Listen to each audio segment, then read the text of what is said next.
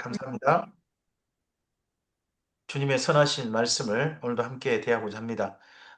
보다 사실을, 기록하게 하신 사실을 먼저 좀 잘 알고 그 사실을 바탕으로 이해의 영역으로 가고 그리고 이해하고 하나님의 뜻을 조금 만나는 시간으로 이끌고 그리고 이 말씀을 근거로 신약에서는 과연 우리에게 무엇을 요청하는지도 살펴보고 아울러서 오늘 그러면 이 말씀을 따라서 우리의 삶은 하나님께 어떠한 반응으로 나아가야 할지도 우리가 토론과 정리 가운데 하나님께서 이끄심을 따라서 이 모든 흐름이 잘 이루어지도록 도와주시옵소서. 주님께서 이 모임 가운데 성령의 감화 감동하심으로 충만하게 하시기를 소원하오며 예수님 이름으로 기도합니다. 아멘. 네, 네, 감사합니다. 레이기 24장 우리가 지난번에 읽지 않았나요? 읽었습니다. 그리고 25장은 안 읽었나요? 네. 아니, 25장. 24장 안 읽었습니다. 아, 23장만, 24장도 3장만 24장 읽었습니다. 읽었어. 안 읽었을 그런가요? 건데요? 안 읽었어요? 그러면, 같이 예, 읽읍시다. 3장만 읽은 걸로 제가 알고 있습니다. 그러면 제 기억으로는. 24장은 네, 조홍현 집사님께서 읽어주시고, 예, 25장은 네, 황신영 목사님께서 좀 읽어주시겠습니까? 네. 네. 네, 레위기 24장입니다. 여호와께서 모세에게 말씀하여 이르시되 이스라엘 자손에게 명령하여 불을 켜기 위하여 감람을 찧어낸 순결한 기름을 내게로 가져오게 하여 계속해서 등잔불을 켜 둘지며 아론은 회막안 증거계 휘장 밖에서 저녁부터 아침까지 여호와 앞에 항상 등잔불을 정리할지니 이는 너희 대대로 지킬 영원한 규례라. 그는 여호와 앞에서 순결한 등잔대 위에 등잔들을 항상 정리할지니라.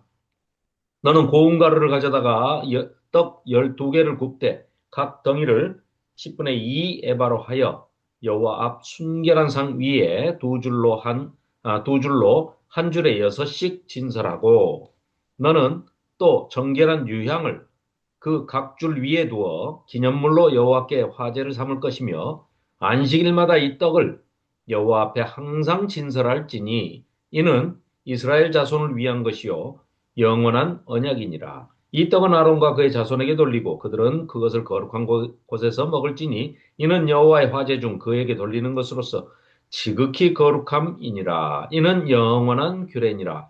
이스라엘 자손 중에 그의 어머니가 이스라엘 여인이요 그의 아버지는 애굽 사람인 어떤 사람이 나가서 한 이스라엘 사람과 진영 중에서 싸우다가 그 이스라엘 여인의 아들이 여호와의 이름을 모독하여 하며 저주함으로 무리가 끌고 모세에게로 가니라. 그의 어머니의 이름은 슬로미시요 다한 지파 디브리의 딸이었더라. 그들이 그를 가두고 여호와의 명령을 기다리더니 여호와께서 모세에게 말씀하여 이르시되 그 저주한 사람을 진영 밖으로 끌어내어 그것을 들은 모든 사람이 그들의 손을 그의 머리에 얹게 하고 온 회중이 돌로 그를 칠지니라. 너는 이스라엘 자손에게 말하여 이르라. 누구든지 그의 하나님을 저주하면 죄를 담당할 것이요 여호와의 이름을 모독하면 그를 반드시 죽일지니 온 회중이 돌로 그를 칠 것이니라. 거류민이든지 본토인이든지 여호와의 이름을 모독하면 그를 죽일지니라. 사람을 쳐 죽인 자는 반드시 죽일 것이요 짐승을 쳐 죽인 자는 짐승으로 짐승을 갚을 것이며 사람이 만일 그의 이웃에게 상해를 입혔으면 그가 행한 대로 그에게 행할 것이니 상처에는 상처로 눈에는 눈으로 이에는 이로 갚을지라. 남에게 상해를 입힌 그대로 그에게 그렇게 할 것이며 짐승을 죽인 자는 그것을 물어줄 것이요 사람을 죽인 자는 죽일지니 거류민에게든지 본토인에게든지 그 법을 동일하게 할 것은 나는 너희의 하나님 여호와임이니라. 모세가 이스라엘 자손에게 말하니 그들이 그 저주한 자를 진영 밖으로 끌어내어 돌로 쳤더라. 이스라엘 자손이 여호와께서 모세에게 명령하신 대로 행하였더라. 네. 아멘. 25장입니다. 여호와께서 시내산에서 모세에게 말씀하여 이르시되 이스라엘 자손에게 말하여 이르라. 너희는 내가 너희에게 주는 땅에 들어간 후에 그 땅으로 여호와 앞에 안식하게 하라. 너는 6년 동안 그 밭에 파종하며 6년 동안 그 포도원을 가꾸어 그 소출을 거둘 것이나 일곱째 해에는 그 땅에 쉬어 안식하게 할지니 여호와께 대한 안식이라. 너는 그 밭에 파종하거나 포도원을 가꾸지 말며 내가 거둔 후에 자라난 것을 거두지 말고 가꾸지 아니한 포도나무가 맺은 열매를 거두지 말라. 이는 땅의 안식년임이니라. 안식년의 소출은 너희가 먹을 것이니 너와 내 남종과 내 여종과 내 품꾼과 너와 함께 거류하는 자들과 내 가축과 내 땅에 있는 들짐승들이 다 그 소출로 먹을 것을 삼을지니라. 너는 일곱 안식년을 계수할지니 이는 7년이 일곱 번인즉 안식년 일곱 번 동안 곧 49년이라. 일곱째 달 열흘날은 속죄일이니 너는 뿔나팔 소리를 내되 전국에서 뿔나팔을 크게 불지며 너희는 50년째 해를 거룩하게 하여 그 땅에 있는 모든 주민을 위하여 자유를 공포하라. 이 해는 너희에게 희년이니 너희는 각각 자기의 소유지로 돌아가며 각각 자기의 가족들에게로 돌아갈지며 그 50년째 해는 너희의 희년이니 너희는 파종하지 말며 스스로 난 것을 거두지 말며 가꾸지 아니한 포도를 거두지 말라. 이는 희년이니 너희에게 거룩함이니라. 너희는 밭의 소출을 먹으리라. 이 희년에는 너희가 각기 자기의 소유지로 돌아갈지니라. 내 이웃에게 팔든지 내 이웃의 손에서 사거든 너희 각 사람은 그의 형제를 속이지 말라. 그 희년 후에 연수를 따라서 너는 이웃에게 살 것이요 그도 소출을 얻을 연수를 따라서 내게 팔 것인즉 연수가 많으면 너는 그것의 값을 많이 매기고 연수가 적으면 너는 그것의 값을 적게 매길지니 곧 그가 소출의 다소를 따라서 내게 팔 것이라 너희는 각 사람은 자기 이웃을 속이지 말고 내 하나님을 경외하라. 나는 너희의 하나님 여호와이니라. 너희는 내 규례를 행하며 내 법도를 지켜 행하라. 그리하면 너희가 그 땅에 안전하게 거주할 것이라. 땅은 그것에 열매를 내리니 너희가 배불리 먹고 거기에 안전하게 거주하리라. 만일 너희가 말하기를 우리가 만일 일곱째 해에 심지도 못하고 소출을 거두지도 못하면 우리가 무엇을 먹으리요 하겠으나 내가 명령하여 여섯째 해 내 복을 너희에게 주어 그 소출이 3년 동안 쓰기에 족하게 하리라. 너희가 여덟째 해에는 파종하려니와 묵은 소출을 먹을 것이며 아홉째 해는 해 그 땅의 소출이 들어오기까지 너희는 묵은 것을 먹으리라. 토지를 영구히 팔지 말 것은 토지는 다 내 것임이니라. 너희는 거류민이요 동거하는 자로서 나와 함께 있느니라. 너희 기업의 온 땅에서 그 토지 무르기를 허락할지니 만일 내 형제가 가난하여 그의 기업 중에서 얼마를 팔았으면 그에게 가까운 기업 물을 자가 와서 그의 형제가 판 것을 물을 것이요 만일 그것을 물을 사람이 없고 자기가 부유하게 되어 물을 힘이 있으면 그 판 해를 계수하여 그 남은 값을 산자에게 주고 자기의 소유지로 돌릴 것이니라. 그러나 자기가 물을 힘이 없으면 그 판 것이 희년에 이르기까지 산자의 손에 있다가 희년이 이르러 돌아올지니 그것이 곧 그의 기업으로 돌아갈 것이니라. 성벽 있는 성내의 가옥을 팔았으면 판, 한치 만일 1년 안에는 물을 수 있나니 곧 그 기한 안에 물으려니와 1년 안에 물으지 못하면 그 성 안의 가옥은 산자의 소유로 확정되어 대대로 영구히 그에게 속하고 희년이라도 돌려보내지 아니할 것이니라. 그러나 성벽이 이 둘리지 아니한 촌락의 가옥은 나라의 전토와 같이 물러주기도 할 것이요 희년에 돌려보내기도 할 것이니라. 레위 족속의 성읍 곧 그들의 소유의 성읍의 가옥은 레위 사람이 언제든지 물을 수 있으나 만일 레위 사람이 물으지 아니하면 그의 소유 성읍의 판 가옥은 희년에 돌려 보낼지니 이는 레위 사람의 성읍의 가옥은 이스라엘 자손 중에서 받은 그들의 기업이 됨이니라. 그러나 그들의 성읍 주위에 있는 들판은 그들의 영원한 소유지이니 팔지 못할지니라. 내 형제가 가난하게 되어 빈손으로 내 곁에 있거든 너는 그를 도와 거류민이나 동거인처럼 너와 함께 생활하게 하되 너는 그에게 이자를 받지 말고 내 하나님을 경외하여 내 형제로 너와 함께 생활하게 할 것인즉 너는 그에게 이자를 위하여 돈을 구워주지 말고 이익을 위하여 내 양식을 구워주지 말라. 나는 너희의 하나님이 되며 또 가나안 땅을 너희에게 주려고 애굽 땅에서 너희를 인도하여 낸 너희의 하나님 여호와니라. 너와 함께 있는 내 형제가 가난하게 되어 내게 몸을 팔리거든 너는 그를 종으로 부르지 말고 품꾼이나 동거인과 같이 함께 있게 하여 희년까지 너를 섬기게 하라. 그때에는 그의 자녀가 함께 내게서 떠나 그의 가족과 그의 조상의 기업으로 돌아가게 하라. 그들은 내가 애굽 땅에서 인도하여 낸 내 종들이니 종으로 팔지 말 것이라. 너는 그를 엄하게 부르지 말고 내 하나님을 경외하라. 내 종은 남녀를 막론하고 내 사방 이방인 중에서 취할지니 남녀 종은 이런 자 중에서 사올 것이며 또 너희 중에 거류하는 동거인들의 자녀 중에서도 너희가 사올 수 있고 또 그들이 너희에게 함께 있어서 너희 땅에서 가정을 이룬 자들 중에서도 그리할 수 있은즉 그들이 너희의 소유가 될지니라.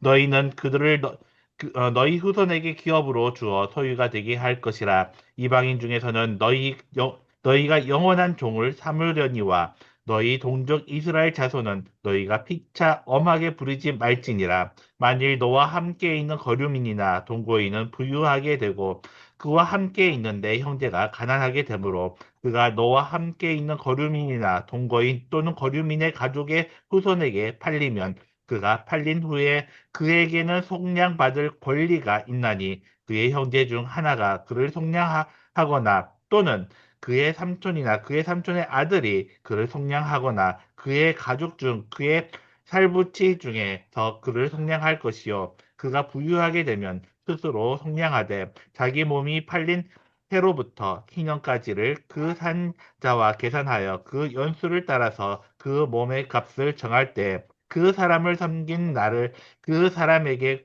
고용된 날로 여길 것이라. 만일 남은 해가 많으면 그 연수대로 팔린 값에서 속량하는 값을 그 사람에게 도로 주고 만일 희년까지 남은 해가 적으면 그 사람과 계산하여 그 연수대로 속량하는 그 값을 그에게 도로 줄지며 주인은 그를 매년의 삭군과 같이 여기고 내 목전에서 엄하게 부르지 말지니라. 그가 이같이 속량되지 못하면 희년에 이르러는 그와 그의 자녀가 자유하리니 이스라엘 자손은 나의 종들이 됨이라. 그들은 내가 애굽 땅에서 인도하여 낸 내 종이요 나는 너희의 하나님 여호와이니라. 아멘. 아멘. 네, 감사합니다.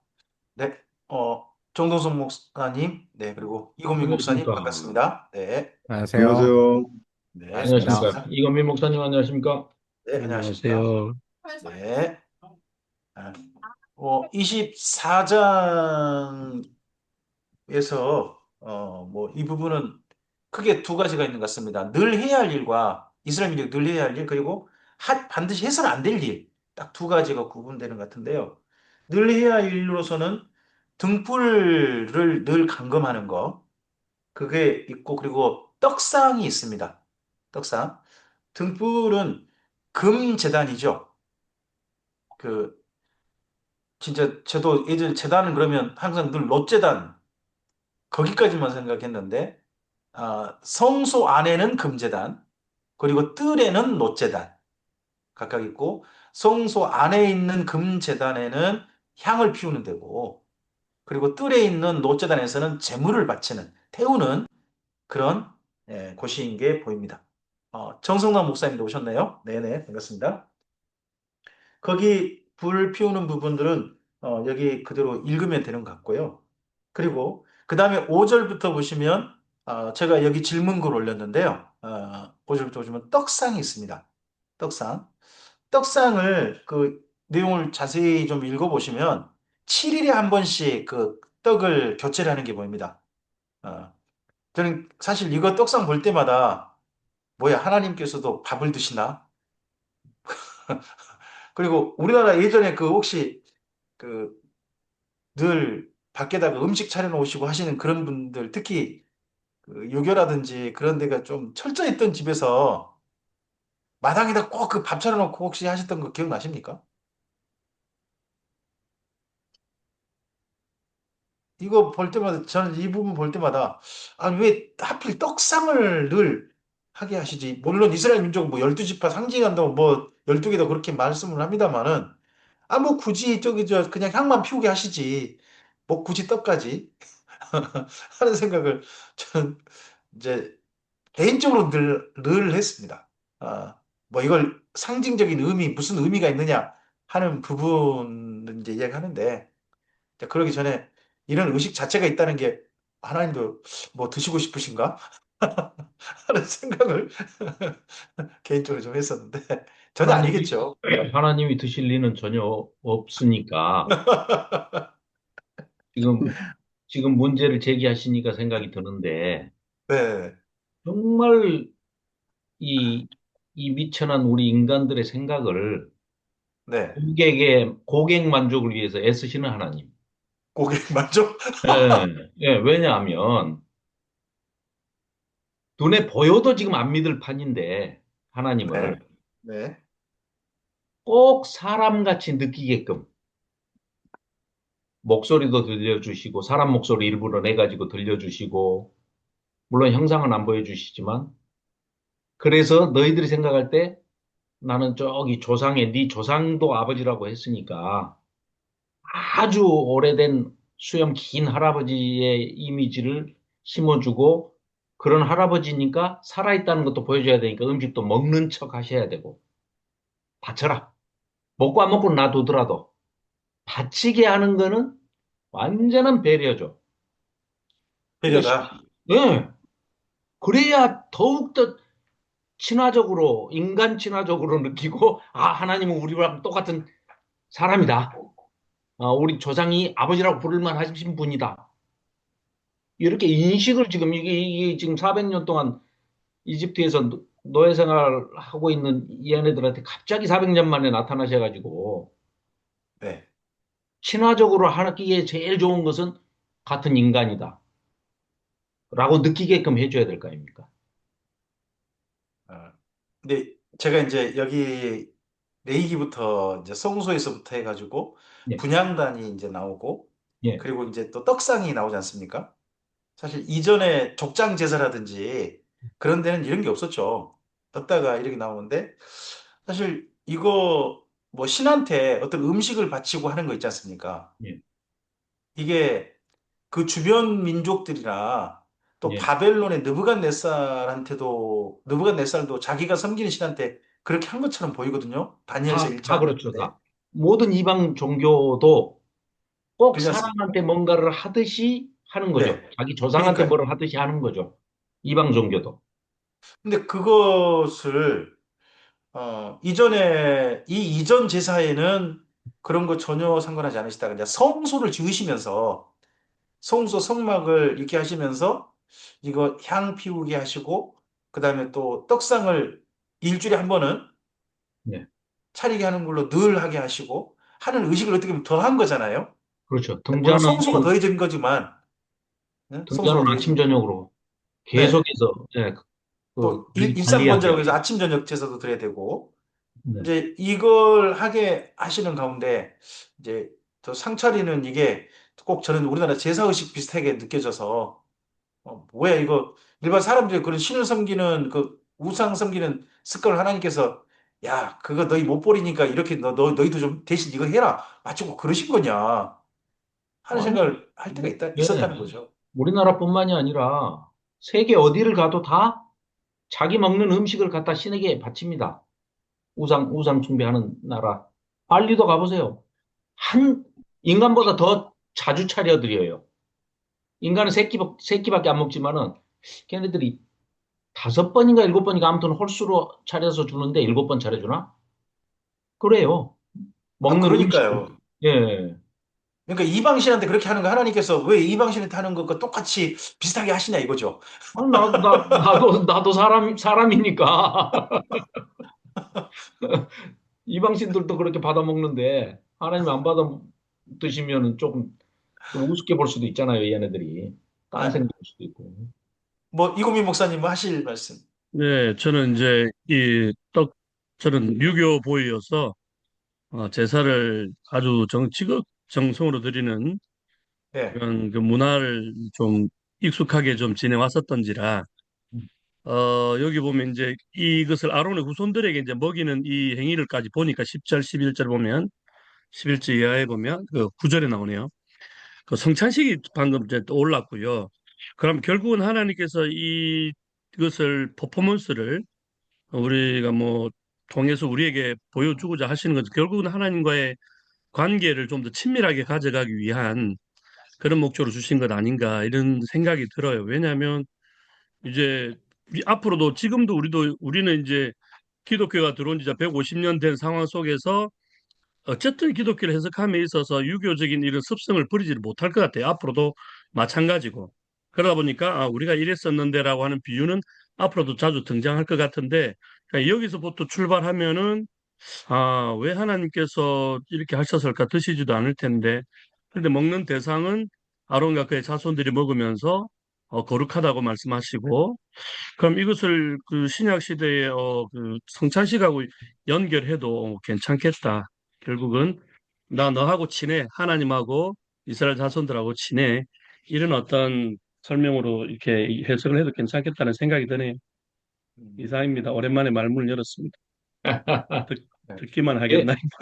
동의합니다. 네, 음, 동의합니다. 그래서 그래요? 그래서 굳이 음. 이제 그 상차릴 때 제사 이야기는 뭐 안 하셔도 될 것 같아요.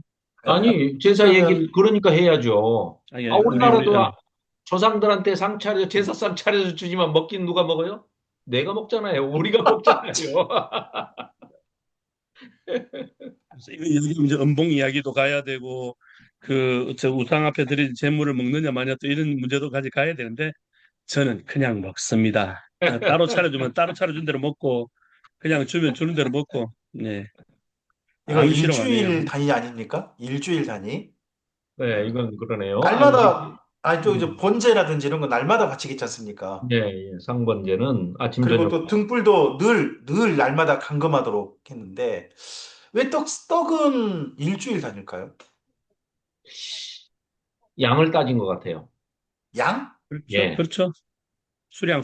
그러니까 이게 그냥 지시를 하신 게 아니고, 예. 제사장이 하나님이시잖아요. 컴퓨터가 필요 없는 하나님이신데, 전지전능하신 분인데, 제사장의 숫자, 그 숫자? 다음에, 예, 일주일, 자, 상징적으로 12지파의 떡 12덩이, 양까지 정해주잖아요. 10분의 2 에바. 네. 10분의 2 에바면은요, 이거 떡 어마어마하게 많은 양입니다. 큰 덩어리에 많은 양이에요. 그러면은 일주일은 충분히 먹을 수 있는 식량이에요. 그 한 사람이 한 제사장 사람이 한 사람이요? 한 사람이 다 못 한 먹죠? 사람일걸요? 그래요? 여러 사람이라고 하기는 어려울 것 같은데 한 그거 에바가 이거 혼자만 먹으면 이거 좀 그런데. 그래요?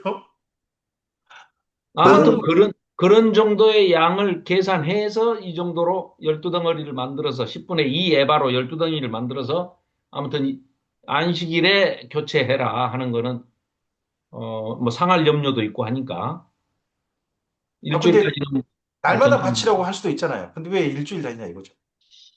날마다 제 바치면 생각에는, 남아돌지. 네. 네, 제 생각에는 이 성막의 구조가 이제 보면은 그 등잔대가 있고 네. 그 건너편에 떡상이 있잖아요. 네. 네.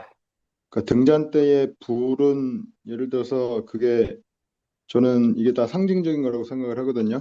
음. 그러니까 불은 빛이니까 예, 하나님이라고 생각을 할 수가 있고 그리고 그 맞은편에 그 12시. 떡이 12개가 있는데 그 이스라엘이잖아요. 예. 그러니까 하나님 앞에 놓여 있는 하나님 앞에 있는 이스라엘.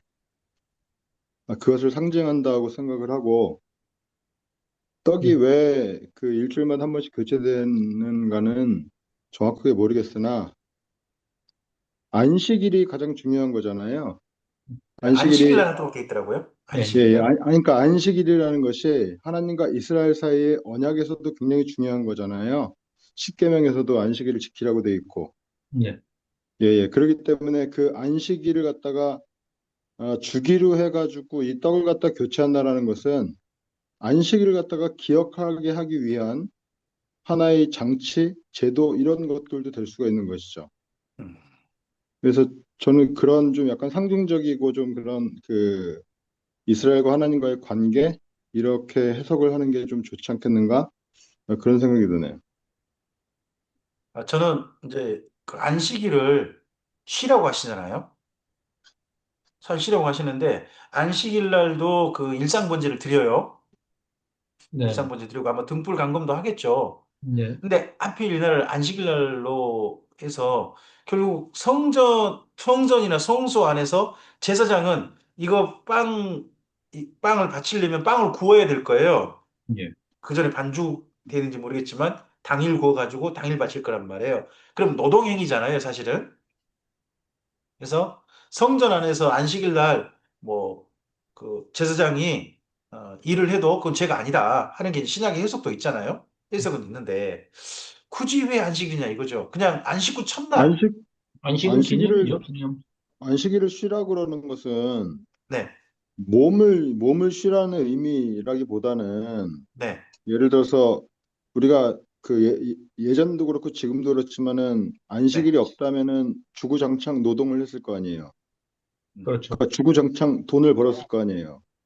그러니까 주구장창 자기 탐욕을 갖다가 추구하며 살았을 거 아니에요. 그러니까 그렇게 살면 안 된다. 그리고 그렇게 살면 안 되는 이유가 뭐냐면은 하나님이 그걸 원치 않기 때문에 그렇다. 그래서 하나님이 안식일을 주신 거잖아요. 예를 네. 들어서 네. 누가복음 같은 데도 보면은 사장인가 예수님께서 그 나사렛 회당에 가가지고 자기 그렇죠. 고향 나사렛 회당에 가서 늘 하던 대로 회당에 가서 책 읽으시거든요. 네. 꼭 가만히 집에 쉬어야죠. 그렇게 얘기하면은. 근데 그런 게 아니고 쉰다는 게 육체가 쉬는 것이 아니고 예수님이 예를 들어서 안식일에 늘 성경을 읽었다는 얘기는 뭐냐면은 영혼의 안식을 하는 거잖아요. 영혼의 안식이 뭐냐면은 우리가 하나님을 기억하고 하나님의 말씀을 생각하고 그것을 이해하고 실천하고 이런 것이 영혼의 안식이잖아요. 이게 몸의 안식이라고는 뭐하러 예수님이 성당까지 저기 회당까지 가가지고 책을 읽고 뭐 그렇게 또 뭐 말씀을 갖다가 전하고 뭐 왜 그렇겠어요? 근데 그 안식이라는 것이 이제 기본적으로 그 몸이 그냥 그 피곤한 몸을 갖다가 쉬는 그런 것은 아니라고 생각을 해야 될 것 같고, 예, 예. 그런 의미에서 안식일날 이게 떡을 갖다가 교체하고 이러는 것들이 다 이해가 되는 것이죠. 제가 그 안식일 관련해서 이렇게 조금 좀 제가 여쭤본 게 지금 출애굽기를 제가 성경 일독하고 있잖아요. 출애굽기 네. 있다 보니까 안식일에 대해서 두 가지가 있더라고요. 예. 앞서서 20장이 첫 번째 안식일이 있어요. 그때는 네가 쉬면서 네 집에서 일하는 이들을 쉬게 해줘라. 음. 사실 너 쉬는 것보다는 일하는 이들을 좀 쉬게 해줘라라는 것이 20장이고 그리고 난 다음에 성막 지을 때 안식일이 나와요. 성막 지을 때 안식일은요, 네 집에 일하는 자들을 쉬라는 내용이 아니에요. 그냥 그렇죠. 무조건 쉬어라. 다 쉬어라예요. 성막 지을 때. 그게 그때 보면 성막 지을 때가 보면 앞뒤에다가 가운데 또 그 계명 주실 때 한 번 더 또 반복해서 세 번이나 나오거든요. 짧게 해서. 근데 그때 다 보면 성막 지을 때인데도 불구하고 안식일은 무조건 쉬어야 된다. 불도 피우지 말란 말이 거기서 나와요. 표현이 그때 정도 있거든요. 그러니까 성막을 짓는 일이라 할지라도 안식일이 지켰다는 식으로 아무래도 뒷부분은 보인단 말이에요. 앞에 20장의 본문과 조금 다르죠.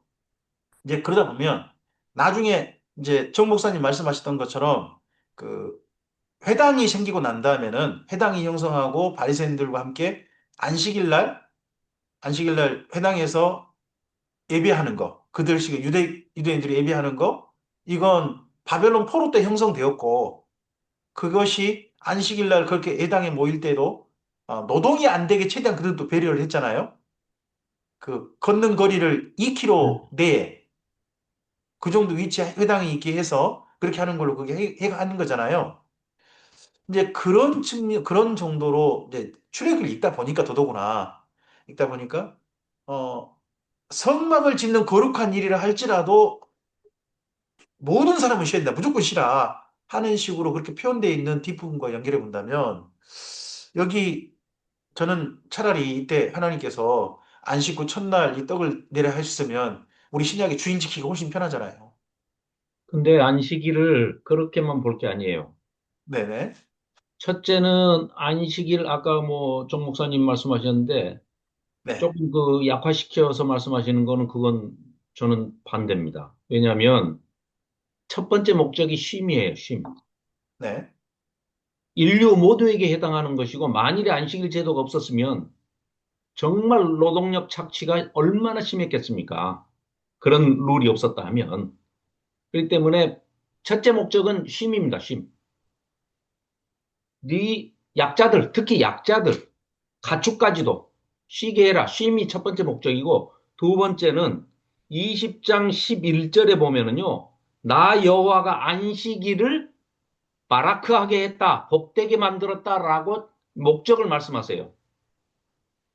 복되게 하신 거예요. 그러니까 쉼 플러스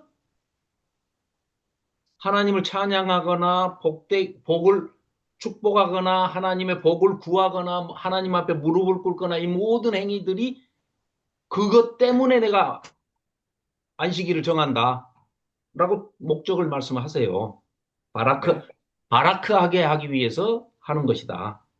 이 두 가지 목적을 이미 얘기를 하셨기 때문에, 그러고 이제 세 번째는 그런 행위들을 통해서, 훈련을 통해서 기억하고 기념해라.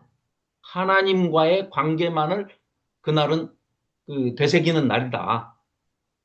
이런 한 세 가지의 목적을 아예 하나님이 정해주시기 때문에 거기에 네. 근거해서 우리가 본다 하면은 쉼과 바라크와 그 안식일의 개념 자체가 우리는 지금 뭐 안식일을 지키지 않고 주일을 대신에 부활하신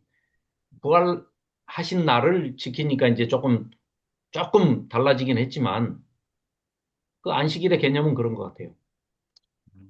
네. 근데 그러니까 네. 저도 제가 제 말이니까 그 조응은 목사님하고 저는 다른 말이라고 생각은 하지 않는데 네네네. 그러니까 네.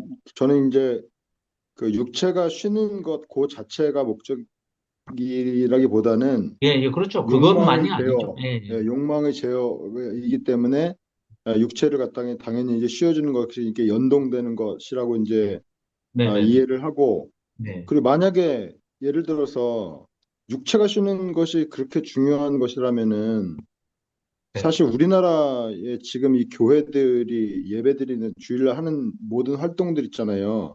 이거는 다 폐지돼야 되는 거예요. 쉽게 네, 얘기해서. 저 예배 찬성합니다. 한번 하고 집에 가야 돼. 네, 그러지 찬성입니다. 않습니까? 아이고. 네, 근데 아니 그러니까 근데 저는 그게 아니라고 생각하기 때문에 예를 들어서 교회에서 네. 어떤 지나치죠. 한 네, 사람은 막 아침 일찍 나와가지고 주일학교 교사도 하고 이것 뭐 그 성가대도 하고 막 그러잖아요. 예. 네네네. 하루 그러니까 종일? 이런 것들이 저는 용납이 그 될 수 있다고 생각하는 것이 네. 이것이 이제 예를 들어서 뭐 그들의 육체 그런 활동을 하는 뭐 여러 가지 활동을 하는 사람들에게는 피곤한 일이겠으나 이게 섬기는 것 이런 걸 생각하면은 주일학교 학생들에게는 영혼의 안식을 위해서 뭔가 하는 것이고 성가대도 마찬가지고 이러한 역할들이 있기 때문에 그렇기 때문에 뭐 이렇게 그냥 그야말로 이제 육체의 쉼을 갖다가 이렇게 목표로 하기에는 조금 어 그 부담되는 면이 있다 이런 생각이 드는 거죠. 음, 네.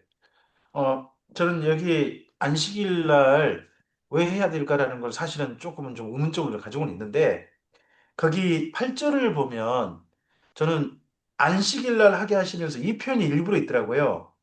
이는 이스라엘 이스라엘 자손을 자손을 위한 위한 것. 것이다. 네, 앞서의 진설병 이야기는, 저 뭐냐, 향을 피운 데는 하나님을 위한 것이다. 이스라엘 민족을 위한 것이다. 그런 표현이 없어요. 근데 이 떡상을 차리는 내용에 대해 한 주에 한 번씩 차리는 거에 대해서는 하나님을 위해서 바치라는 게 아니더라고요. 네, 내용을 읽어보니까 본문 내용상 읽어보면 이건 너희를 위한 거야. 네, 너희를 위한 거야라는 표현으로 되어 있더라고요.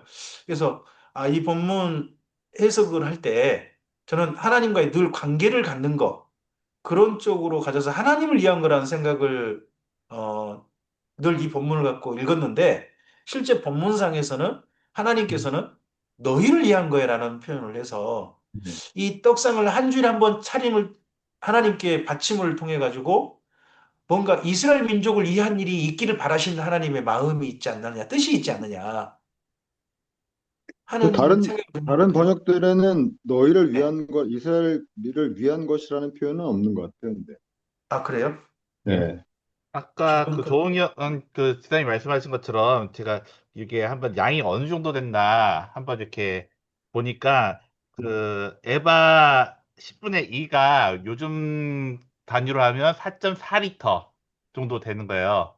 그러면 양이 꽤 그 한 덩이당 4.4리터씩이면 양이 꽤 많은 거거든요. 근데 또 구절에 보면 이 떡은 아론과 그의 자손들에게 돌리고 그들이 그것을 거룩한 곳에서 먹을지니 이는 여호와의 화제 중에서 그들에게 돌린 것으로서 이렇게 나와 있더라고요. 네, 네, 네. 예, 그러니까 화제 중이라면 화제가 우리가 보통 화제 중에서 이렇게 제사장들의 못으로 돌아가는 게 화목제, 속건제, 속죄제잖아요. 네.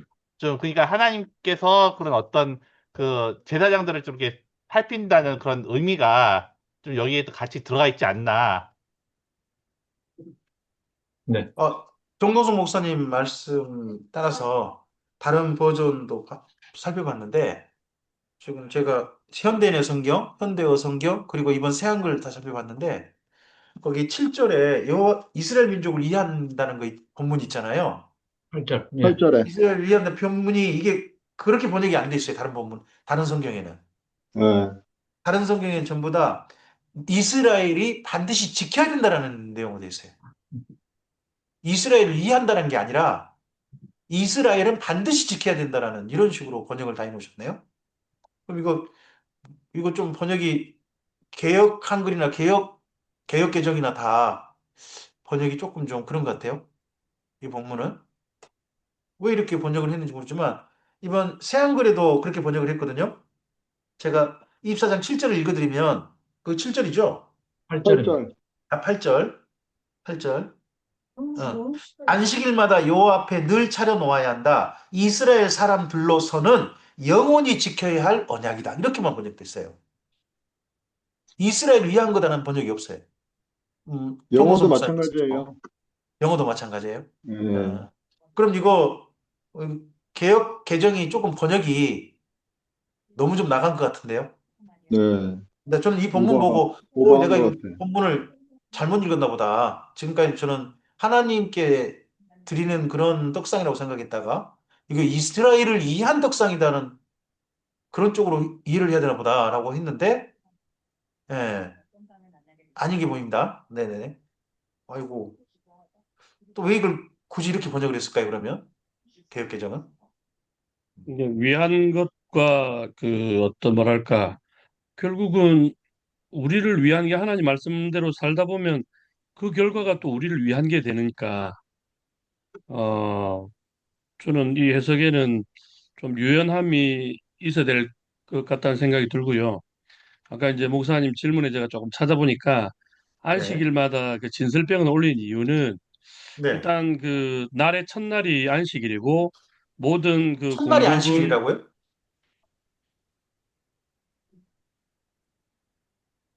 안식일은 마지막 날 아니에요? 장날이죠.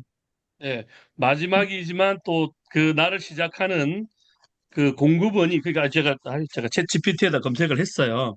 그 안식일마다 챗GPT 그 진설병을 거짓말한 거예요, 그거. 너무 아니 믿지 아니요. 마세요. 예. 예, 아니 그러니까요. 새 그래서 선생을. 여기서 하나 받을 것만 들어보세요. 하나님과 이스라엘의 지속적인 언약 관계를 의미한다. 진설병을 올린 이유가 그래서 떡은 뭐 열두 지파 그다음에 언약 갱신의 표시 그래서 하나님이 자기 백성과 함께 하신다라는 상징적인 표시. 네. 그래서 안식일마다 내가 물었어요. 이거 목사님이 의문점을 가진 것을 왜 네. 레위기 24장에 안식일마다 진설병을 올린 이유가 뭐냐. 그래서 네, 어쨌든 갑자기 막 훅 들어오니까 그냥 그러니까 어떤 백성들로 하여금은 하나님께 감사의 고백의 예배의 행위. 그래서 우리 삶의 가장 기본적인 필요. 지금은 그때 당시로는 어떻게 농사를 해서 수확을 해서 드리는 것이 이것을 그 양식의 공급은 하나님께로부터다. 그것을 안식이라는 날을 통해서 기념하게 하면서 그 사실 계속 주기적으로 상기시켰다라는 예, 그런 설명을 하고 있습니다. 이상입니다. 그렇군요. 네. 네. 네. 어, 아직은 챗 GPT가 김명준 목사님을 못 이겨. 아, 그거 일부 뭐 안식일과 주일을 아마 네네. 헷갈리는 글들이 많으니까 아마 챗GPT 그렇게 얘기했을 것 같습니다. 그러니까 질문을 네네. 잘해야 돼요, 질문을. 질문을 잘해야 됩니다. 네네. 네. 어, 대신에 아까 이걸 그 교회 성찬식하고 연결하신 부분이 있지 않습니까? 네, 네. 네네. 성경 그 부분은 상당히 조금 생각할 만한 부분이라고 봅니다. 네, 사실 물론 이제 신약 성경이 그러지 않습니까? 안식 후 첫날 너희가 모여서 떡을 뗄 때라고 그렇게 표현하는데 그 떡을 뗀다는 게 성찬식이고 그리고 식사죠. 아가페라고 하는 애찬이라는 식사 아니겠습니까? 그게 일주일에 한 번이죠. 일주일에 한 번인데 그때 모이는 모든 성도들이 그 신약의 모든 성도들을 가리켜서 제사장이라고 하니까요. 제사장. 오늘 여기 그 떡상에 올려진 진설병을 먹을 수 있는 자격은 이스라엘 일반 민중이 아닙니다. 제사장. 제사장들만 먹을 수 있습니다. 제사장들만. 그런 측면에서 여기를 신약 성경의 그 성찬식하고 연결하는 것도 상당히 네, 네네. 괜찮은 네, 연결도 근거가 될 수도 있을 것 같습니다. 음. 근데 제가 이제 또 한 가지 좀 질문 드렸던 게 이게 일주일 동안 차려놓고 그러고 난 다음에 지나서야 먹지 않습니까? 그죠. 그러면 8일째라든지 그렇게 돼서 이제 먹는 떡들이지 않겠습니까? 예. 그러면 이 떡이 또 그럴 우리 텐데. 조 집사님 말씀처럼 떡 양이 적은 양이 아니거든요. 그죠. 각 집집마다 모르겠습니다만 이거 떡 양이 제법 많은 양이거든요. 제가 알기로는. 근데 이걸 그, 그 이스라엘 그쪽 땅에 이제 어쨌든지 건기가 있고 우기가 있는데 우기는 정말 습해가지고 비가 거의 습기가 가득가득한 그런 시간이 한 3개월 간단 말이에요. 3개월. 그럼 그때 정도에도 똑같이 진설병을 올리고 일주일마다 지내고 8일, 하여튼 7일 동안 그대로 진설했던 떡을 그 다음에 먹는 거 아니겠습니까? 그러면 그때도 먹을 수 있나? 하는 생각을 저는 해봤거든요. 유통기한 네. 이거 좀 지난 거 아니에요? 그, 그, 저 그때 쓸데없는 정도. 걱정하십니다. 네. 네, 네, 저도 이 질문 보면서 네. 네. 내가 그것까지 고민해야 되나 이런 생각이 그, 먹고 탈났다는 기록이 전혀 없기 때문에, 네. 네. 하나님이 알아서, 혹시 상한 거 있으면 안 상하게 만드시고 하셨을 거예요. 그럼 바쳤다는 기록도 있나요? 성경 이 바쳤다는 기록도 없는 것 같은데 이때만 있고. 근데 이 떡이라는 게, 이 원어를 보면, 우리가 생각하는 떡이 아니더라고요. 빵이요. 과자던데. 물론 빵도 그건 그냥 우리가 눅눅한 빵은 아닌 것 같아요. 맞아요. 아니죠. 이건 완전 그냥 바짝 바짝, 예. 바짝 구운 빵. 케밥 구워진 드셔보시죠. 과자니까. 케밥. 아니요, 케밥. 밥이 들어가면 안 돼요. 제가 아니, 보기에는, 그 아니 밥에 케밥이라는 깔리는 케밥. 깔리는 종이. 터키 음식 케밥. 네, 그렇죠. 네. 밥 말고 케밥. 예. 아, 그게, 네. 그래서, 죄송합니다. 좀 사줘보세요. 성지순례. 조집사님 언제 사주시겠습니까? 제가 한번 아유, 먹어보고, 어쨌든 신목사님 오늘 아재 개그 아주 좋았습니다. 아이고, 먹어보고, 알겠습니다. 그런지 네. 한번. 그 밥 살게요, 제가. 어쨌든 이제 그 빵을 거기 가보면 이제 바짝 구운 빵인 건 맞습니다. 바짝 구운 빵이니까 더더구나 거기 건기고 하면 이거 충분히 먹을 수 있다고 봅니다. 저도 그 정도 되는데 이게 우기 때는 이게 가능하나 싶어서 그래서 한번 질문글을 올려본 거였습니다. 네네. 어, 이 부분은 뭐 일단 이스라엘 민족이 하는 거고 우리는 지금 하는 게 아니니까요. 교회에서 그건 하는 건 아니지 않습니까? 예, 제사의식 속에 있었던 거고 그건 넘어가도 될 것 같습니다. 이제 10절 이하 부분이 하지 말아야 할 일입니다. 일부러 사례가 나와 있는 것 같습니다. 일부러. 앞에 사실 그 24장 1절부터 거기 9절까지는 이제 성막이 지어지고 난 다음에 실제 거기 그 광야에서 이거 했는지 모르겠습니다. 실제로 했는지 모르겠어요. 근데 제가 좀 궁금한 게 광야 40년 지내잖아요. 네. 40년 지내면 그 사이에 그 밀가루나 보리가루 같은 거 어디서 구할 수 있었을까요? 뭐 지나가는 상인들? 그래요. 이게 가지고 나오는 어디서 후에, 이게 어디서 지킬 거냐? 뭐 광야에서 늘 성막을 설치하고 거기서 늘 40년 동안 드렸다 그런다면 40년 동안 그 감람 기름 같은 것도 늘 구입이 돼야 될 거고 40년 동안 그럼 상인들 그런 사람들을 늘 접했다라는 그런 거 외에는 이거 되게 어렵거든요. 광야에서는. 그리고 또 광야에서 먹거리는 우리가 아는 것처럼 만나 아니겠습니까?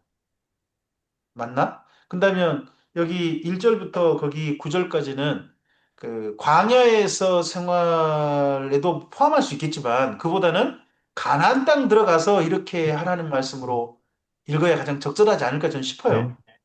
그렇게 저는. 봐야 맞죠. 그러니까 레이기 자체가 기록된 게 우리가 정확하게 알 수는 없지만 많은 학자들이 주장한 게 일리가 있다고 봐요. 이거는 계속해서 수정 증보가 된 것이지. 왜냐하면 심지어는 가나안 포로 갔다가 와가지고 있었던 풍습도 여기 레이기에 들어있다는 주장들을 하거든요. 그걸 다 골라내요, 학자들이. 그래서 이제 후대에 기록이 됐다. 상당히 우리가 생각하는 것보다는 상당히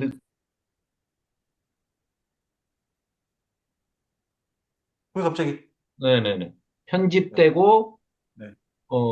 첨가되고 뭐 기록이 증보가 됐다, 수정 증보가 됐다, 뭐 이렇게 생각을 하기 때문에 가나안 포로 이후에도 기록 첨가된 내용들이 있고 가나안 땅에 들어가서 거기에서 필요한 것들도 기록이 돼 있고 뭐 이렇게 혼재돼 있다고 얘기를 하는데 그런 것 같습니다. 그러니까 1절부터 9절은 아무리 봐도 나중에 가나안 땅까지도 거기 그렇죠. 네. 생활도 염두를 두고 하신 말씀인데 그렇죠, 거기 그렇죠. 10절 이하 여기 에피소드는 그 현장에서 지금 여기 더더구나 시내산 여기에서 지금 거기서 일어난 사건 같죠? 시내산 거기서 일어난 사건이고 한 사람이 어머니가 단지파 사람인데 그 사람이 하나님을 못 오겠다는 거죠. 그거에 대한 처리 사건인데 돌로 쳐서 이 사람을 죽였다는 겁니다. 죽인 사건 가운데 어, 그러면서 거기 15절부터 22절이 22절 이런 사건에 대해서는 반드시 이렇게 해야 된다라는 그런 말씀들이 있습니다. 근데 그 가운데 그걸 또 나눌 수 있어요. 15, 16절은 이 사건과 연결되는 어떻게 보면 처벌 규정 같습니다. 처벌 규정이 그렇게 되고 그리고 17절부터 22절은 지금 이 사건과 관련이 없잖아요. 네, 읽어보면 이게 그냥 일반 재판 규정 그렇습니다. 그거와 또 관련돼서 이렇게 좀 말씀이 연결되더라고요. 그래서 전 이 말씀 사실 좀 읽으면서요. 굳이 거기 17절부터 22절 빼도 되잖아요. 네, 오히려 들어가 있는 게 이건 생뚱맞죠. 그러니까 들어간다는 것 자체가 좀 생뚱맞아 보인다는 거죠. 네, 굳이 왜 이 말씀을 하나님 하셨지? 하는 생각이 저는 사실 좀 들었거든요. 그렇다면은 본래는 거기 16절 하고 난 다음에 23절 갈 건데 23절 갈 건데 그 중간에 이런 또 처벌 규정과 관련해서 누군가가 덧붙였거나 아니면 혹시 하나님이 직접 덧붙일 수도 있으시겠죠. 이 사건과 별개로 재판 관련해서 또 처벌 규정 관련해서 할 수 있겠습니다만은 하여튼 이 현재 사건과는 상관이 없는 말씀이 거기 17절부터 22절이더라는 거죠. 현재 이 사건과는. 음. 그래서 조금은 읽어보면서 야, 하나님께서도 여기저기 조금 좀 뭐 삼천포도 빠지고 그러시나 보다. 그, 그 조심하세요. 발언 조심하셔야 됩니다. 아니, 하나님이 안 하셨는데 하나님 보고 하셨다고 덮어씌우고 이러는 뉘앙스인데. 제 사람들이. 질문, 네 번째 질문이 그겁니다. 어디 내 아니, 제가 이제 질문이 네 번째 뭐였더라? 질문을 어, 한 어. 게, 네. 예, 이게 예, 이제 저는 떠오르는 인물이 뭐 내일 되면 또 그저 일주는 되는데 예. 떠오르는 강력한 인물이 있잖아요. 네. 정땡땡 음, 까불면 죽는다. 네. 이거가 생각나더라고요. 하나님 음. 그래서 모독 사건. 모독인데 참 이 당시에 같았으면 그냥 지금 없어야 되겠죠. 근데 지금은 우리가 기독교적으로 뭐 어떻게 한 게 없으니까 그런 은혜와 책임을 그냥 하나님 앞에 모든 전적으로 맡겨야 되나. 뭐 그런 이해 부분? 그런 부분들이 좀 그렇더라고요. 그래서 제가 한번 써봤습니다. 4번 질문은. 아이고, 그래도 그보다 더한 자기 보고 홀리 마더라고 하는 사람도 살고 있는데 뭘 그걸 가지고 그좀 아니, 가지고 그러세요. 그래서 그 대통령이었던 그 아이도 교도소에, 그 와이프 되는 그 아이도 교도소에, 독생녀라고 주장하는 홀리마더도 교도소에, 이걸 옹호하고 있는데 또 그 하나님 까불면 지존에 혼난다는 그런 미친 아이는 또 멀쩡하게 지금 돌아다니고 있단 말이에요. 교단에다가 얘기해야 되는 거 아닙니까? 교단이 해결이 안 돼요. 아, 안 됩니까? 예. 네. 안 되니까 지금 이런 것 같은데. 이게 우리가 그 한국 기독교인들이 다 모여서 촛불 집회를 해야 되나요? 누구를 향해서요? 누구를 향해서 촛불 집회를 해요? 누구를 향해서? 화내게 해야 되나? 어떻게 해야 되나? 그게 생각을 해보니까 할 수 있는 게 없는 것 같더라고. 그래서 좀 깝깝하긴 해요. 제가 생각해도. 그러니까 그걸 옹호하고 있는 그 기독교인을 자처하면서 그걸 옹호하는 그 무분별한 그 분별력 없는 그분들이 문제지, 뭐 사실은. 그렇습니다. 예. 아유, 넘어가죠. 뭐. 네. 뭐 예. 어쨌든지 여기 본문을 내고 읽어보면 입사장은 딱 비교 대조 같습니다. 비교 대조. 반드시 해야 할 일, 꼭 했으면 하는 바라시는 일이 앞서서 1절부터 9절 같고요.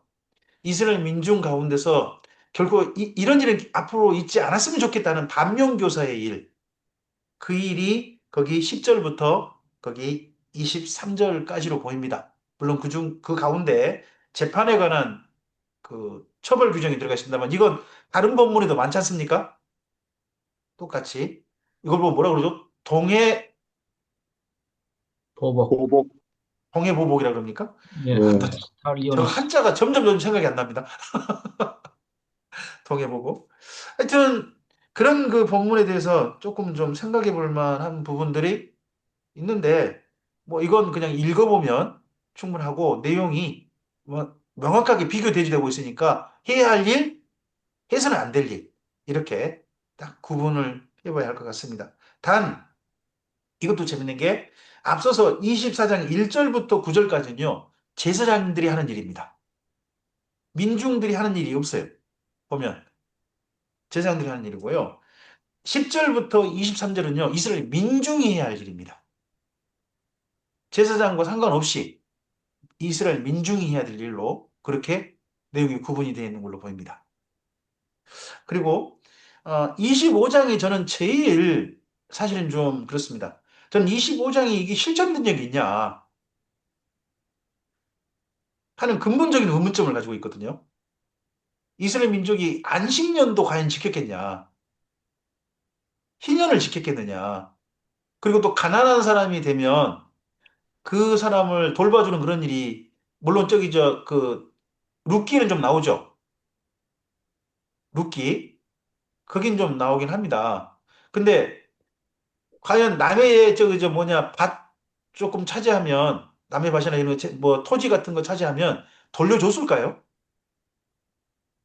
기록이 전혀 없습니다. 없기 때문에 희년을 지켰다는 기록이 전혀 성경 어디에도 나오지 않기 때문에 그래서 심지어는 역대기 36장 맨 마지막 21절인가?를 보면 그것 때문에 너희들이 포로 잡혀갔다 온 거야. 포로 잡혀간 원인 중에 하나를 희년을 안 지켰기 때문이라고 딱 아예 역대기에는 나오죠. 덕분에 땅이 쉬었다 이런 식으로. 예, 너희들 덕분에 70년이 쉰 거야. 이렇게 얘기를 하죠. 490년 동안 안 지켰으니까 7년 안식년 곱하기 70번 해서 70년 쉰 것이다.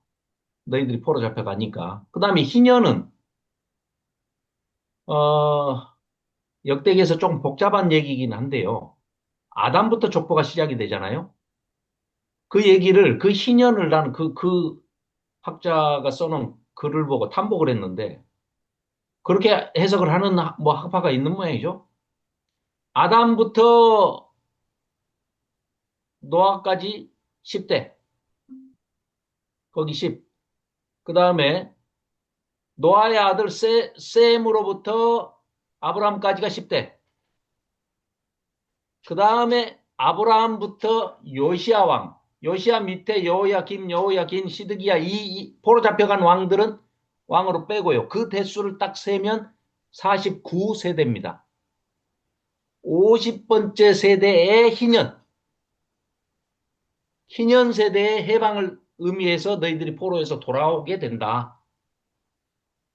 라고 쭉 써놓은 책을 지금 제가 보고 있는데요. 역대기. 상당히 성경적 근거를 가지고 얘기를 해요. 그래서 그 희년을 두 가지 포커스로 맞춰가지고 이스라엘 백성들이 너희들이 안 지켰기 때문에 역대기에서는 그걸 굉장히 강조하고 예수님이 공생의 사역 막 시작하면서 누가복음 4장인가요? 거기서 첫 번째 데뷔 설교를 하시잖아요. 그게 이사야서 61장을 가지고 희년 선포하는 그 이사야서 말씀을 인용해가지고 해당해서 첫 설교를 누가복음 4장 가지고 하시죠. 18절인가? 사장 맞습니다. 네네네. 그죠? 네. 네. 4장 17, 18, 19 보면은 희년을 너희들이 안 지켰기 때문에 내가 희년 지키려고 온 내가 희년 자체다. 라는 말씀으로 선포를 하시는 거죠. 그렇게 해석하시는 분들 많죠. 네, 그래서 네, 네. 그 주빌리, 네, 주빌리. 그걸 그러니까, 예수님이 바로 주빌리시다 막 이렇게 그래, 강조하시고. 주빌리. 예, 예. 그러니까 히브리어로는 요벨. 저 나팔절에 나팔을 부는 나팔 이름이 요벨이죠, 요벨. 거기서 영어식 발음이 주빌리가 된 거죠. 희년제도가. 네. 안식년이 염키푸른가요? 욤키푸르. 그거는 이제 안식년이 욤은 염키푸른. 날이고 카파르, 욤키프르는 대속죄일. 대속제일. 네, 대속절인데. 대속제일이죠. 대속제일이 안식년은 뭐죠? 안식년은 사바스죠, 뭐 사바. 안식 염사바세요? 아니요, 아니요. 사바스는 아니고. 음, 여기 혹시 좀 찾아봐 주실래요? 네네네. 오늘 좀 거기 5절에 예. 25장 5절 있잖아요. 안식년 이민이라 표현이 있네요. 아, 그래요. 네. 예. 거기 25장에 25장 5절. 보죠. 단어가 어떻게 되나요? 네네네. 사바트에서 나온 사바톤 이렇게 쓰고 있네요. 사바톤. 사바톤. 네. 사바트에서 사바톤. 네. 사바트가 사바트에서 안식일도 되고, 예, 일이고, 예, 네. 예. 그러네요. 음. 네. 뭐 그걸 영어에서 그대로 차용해 갔죠? 영어에서, 예, 세베스로, 예, 예, 예, 그대로 차용해 간 예, 걸로 알고 예, 있는데. 블랙 세베스 노래도 있죠. 예. 레오나르도. 음. 그리고 She's gone. 희년은 예, She's 뭐라고요? Gone. 예, 레오나르도 코엔의 블랙 사바스라는 노래가 있죠. 그녀는 가버렸다고요? 갑자기. 아, 역시 올드하신 분들이라. 희년은 뭐라고요? 그 사바스, 예, 사바스로. 아니, 아, 희년이요. 희년 주빌리. 그러니까 고대 8절에 축제. 다시 한번 가보시면, 네네네. 8절에 가보시면 일곱 안식년이 나오죠? 예, 일곱, 거기 일곱. 안식년도 사바톤입니까? 예, 사bat. 사바톤. 예, 사바톤. 그 다음에 희년. 희년, 거기 10절 십- 또는 예. 11절, 네. 12절. 요벨. 나팔. 요벨입니까? 예, 예. 요벨이 나팔이라는 요벨, 뜻이거든요. 요벨. 예, 예, 예. 나팔을 분다는 말입니까? 예, 예. 희년에 이제 뭐, 나팔을 부는 거죠. 근데, 해방이다. 해방. 저, 네. 나팔절은 원래 7월 1일이잖아요? 예, 7월 1일이 나팔절이죠. 7월 1일인데, 여기 희년이 선포되는 날은 7월 10일이에요. 음, 그죠? 7월 10일 원래 대속제일인데, 그날에 희년이 선포되게 돼 있어요. 거기 그 네, 9절에 보시면 나오잖아요. 네. 열, 그죠? 예. 그날, 속죄일인데, 네, 대속제일에, 그날에 그날 자유를 나팔, 예, 공포하라고. 예. 예. 그러면, 뭐, 원래 희년은 희년 때마다 나팔은 그럼 두 번 불겠네요. 7월 1일 날 불고, 7월 10일 날 불고. 대신 의미가 약간 좀 다르겠나요? 그렇죠. 7월 다르죠. 1일은 예, 예, 모여라라는 나팔일 거고, 예, 예. 거기 희년의 7월 10일은, 이제 자유다라는 그런 예, 나팔이겠네요. 대속죄일이면서 희년이 되는 50년이면, 50년에 한 번 돌아오니까. 네네. 네. 일단, 뭐, 이스라엘 민족이 근데 이걸 지켰다는 흔적은 전혀 없으니까, 예, 전혀 없습니다. 대신에, 안 지켜서 포로 네. 잡혀갔다. 예, 이렇게 하니까. 여기 본문 내용상에 보면 다 어떻게 보면 가난해지고 노예가 돼버리고 막 그런 형편들 된 사람들을 또 자기 재산을 결국은 지키지 못한 사람들, 그런 사람들에 대한 배려, 네, 그런 것들로 좀 내용이 나오는데, 어, 이스라엘 민족이 어떻게 했는가, 땅 부동산에 대해서 어떻게 했는가라는 것들은 사실 소선지서에 굉장히 많이 나오죠. 예. 선지서에 보면 땅들을 전부 다 힘 있는 자들이 다 차지하고, 뭐, 예, 부동산 한간, 예, 점점 예. 넓혀가는 그런 이야기가 굉장히 많죠. 그러니까 종교 선지자들이. 예. 지도자들한테 과부나 고아가 된 사람들이 자기들이 부모의 재산이지만 남편이 죽거나 아빠가 죽어가지고 그러니까 남겨진 가족들이 임의로 처분을 할 수가 없으니까요. 그거를 처분을 법으로 만들어가지고 제사장이라든지 사사기 때는 이런 사람들한테 의뢰를 하게 돼 있는데 그것들이 과부와 고아의 재산을 뺏어 먹는다는 얘기가 자꾸 반복적으로 등장하는 이유가 그것들이 관리를 하는 게 아니라 부당하게 뺏어버린다는 거죠. 그런 일들이 너무 많았다. 선지서에 보면은 뭐 예언서에 보면은 그런 게 뭐 심심치 않게 나오고 지적하고 있지 않습니까? 그런 폐해들을. 그런데다가 얘네들이 우리 룻기 아까 김 목사님 말씀하셨지만 룻기에서 그 헤세드 모퉁이 밤모퉁이하고 그 이삭줍기 정도만이라도 실현을 실천하고 있는 그 보아스가 너무너무 보기 좋아서 그 보아스의 헤세드와 룻의 나오미에 대한 시어머니에 대한 헤세드와 여기에 하나님의 헤세드가 더해져서 그렇게 기쁜 다윗 가정을 얘기하고 있다라고 그 표현을 하는 그런 것들을 보면 밭 모퉁이 남기는 짓도 안 했다는 거죠. 실천 안 하니까 가뭄에 콩나듯이 실천하고 있는 유대인을 보고 하나님이 기뻐하실 정도였으니까 뭐 안식년 7년에 6년 일하고 7년째 농사 안 짓는다?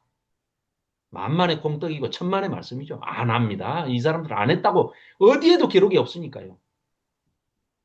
일단 그 아하스 히스기야 때 정도의 네. 그 동시대 선지자가 있다면 미가하고 이사야가 있을 것 같습니다. 그렇죠. 미가 이사야. 미가 이사야가 있는데 아, 미가는 그런 이야기를 합니다. 네네. 그 침상에서 네. 어떤 깨를 내 네, 가지고 누구를 그 다음날 죽일까? 한 일이 뭐냐 그러면 남의 집 네. 밭, 심지어 사람을 막 강탈하는 일들을 네네.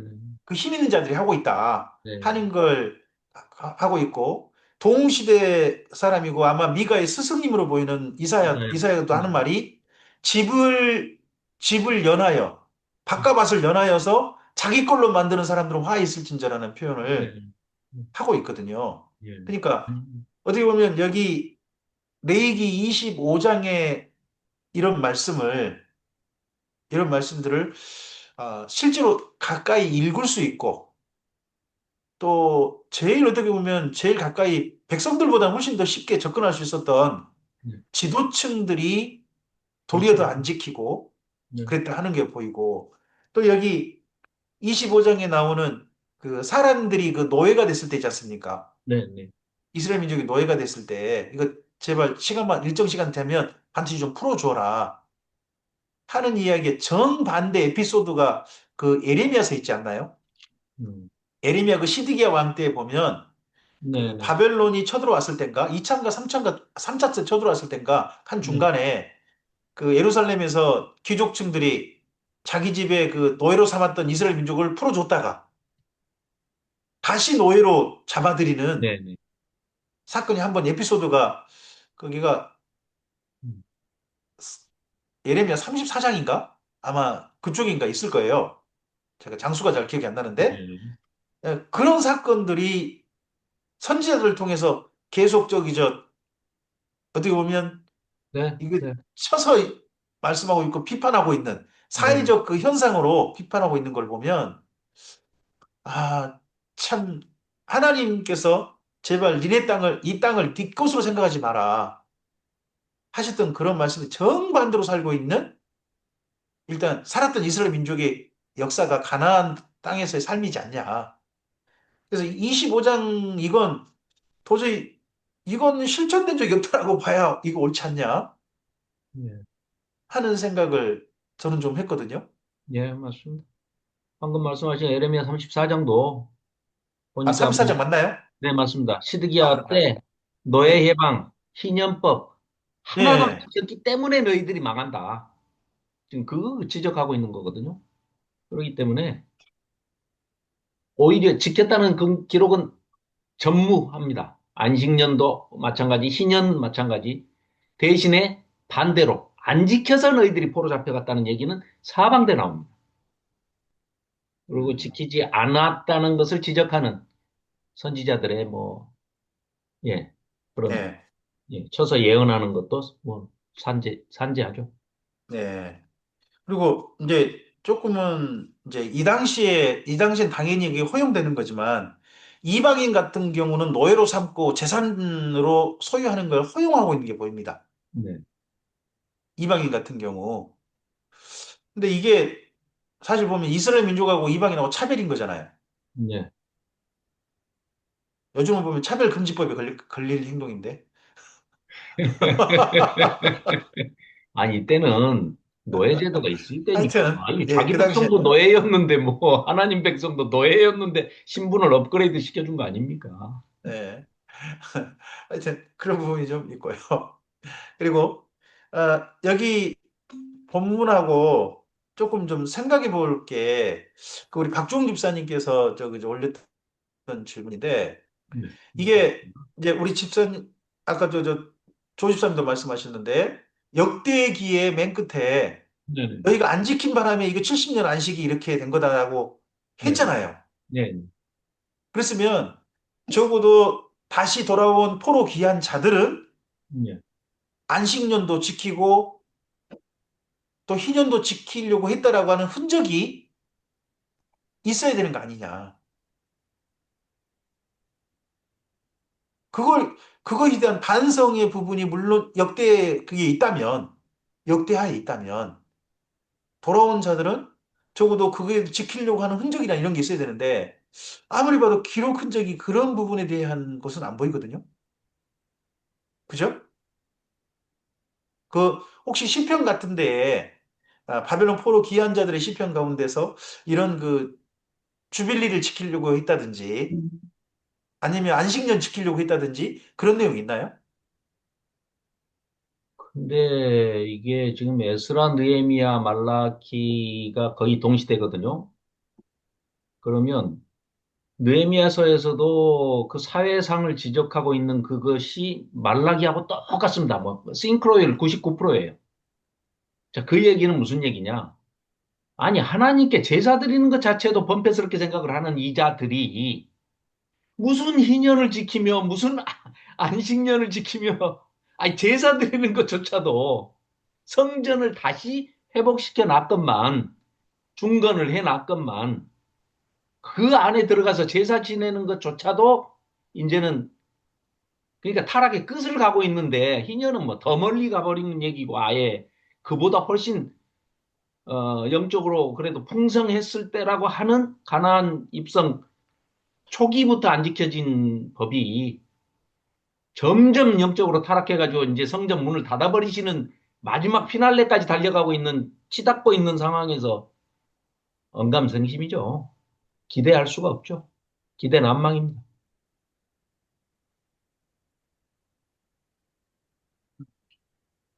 좀 더 제가 좀 다 연결해서 조금 좀 한 거 좀 생각해 보고 싶고 하는 게요.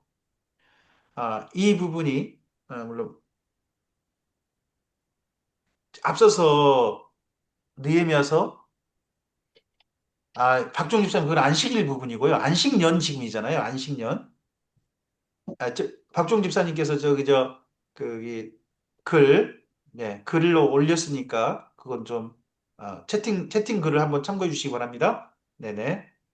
어, 이 안식년과 희년의 부분이 저는 예수님 때까지도 사실은 안 지켜진 이유들에 대해서 조금 좀 생각해 볼 만한 게 바리새인들이 굉장히 어떻게 보면 율법에 철저히 하려고 한 거잖아요.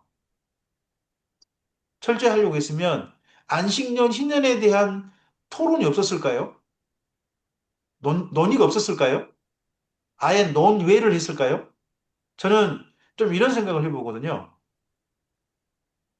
안식년에 대한 구절도 포함되어 있다고요? 본문에 가요? 그거는 이제 그걸 이런 얘기입니다. 느헤미야가 와가지고 에스라와 느헤미야는 일곱째마다, 예, 일곱째마다. 성경에 아주 능한 사람이기 때문에 이런 것도 우리가 지켜야 되는데 지키지 않아서 포로 잡혀갔기 때문에 다시 돌아와서 귀한 자들을 상대로 교육을 하면서 이 맹세를 우리가 하자라고 지금 얘기하고 있는 거예요. 그런데 정작 지켜야 할 백성들은 이건 저리 가라고 제사부터가 지금 귀찮은 거예요. 그러니까 상황을 저걸 지키고 있는 상태에서 지금 저걸 얘기를 끄집어내는 게 아닙니다. 지금. 안식년, 희년에 대한 건 사실 뭐 일반 백성이 중요한 게 아니고, 그렇죠. 제가 그렇죠. 볼 때는 요즘으로 치면 정치가들, 지도자들. 지주들, 돈 많은 사람들, 이 사람들이 지키면 되는 거잖아요. 저는 그렇죠. 이게 왜 안 지켜졌냐는 뭐 되게 간단한 문제 같은데. 우리나라 집값이 왜 안 잡히겠어요? 우리 뻔하게 해답을 다 알고 있잖아. 네. 그런데 그 해답을 실천할 수 있는 사람들이 의지가 하나도 없죠. 왜 의지가 없는지는 알잖아요. 예. 아까워서 하기 싫은 거죠. 여기도 뭐 이스라엘 사람들도 부자들이 그러고 싶었을까요? 노예를 해방시켜주고 땅을 갖다가 돌려주고 이러고 싶었을까요? 바리새인들은 얘기하면 뭐야? 그 사람들은 힘도 없는 사람들인데 그 사람들 제야학자들 아니야? 제야학자들. 예? 일단, 아까 이제 박종 집사님 이제 본문 제시하신 거에 근거한다면, 혹시나 네. 느헤미야가 총독으로 있을 때에는, 혹시나 총독으로 있을 때는 안식년을 그나마 지켰을 가능성은 있어 보이지 않나요? 전혀 없습니다.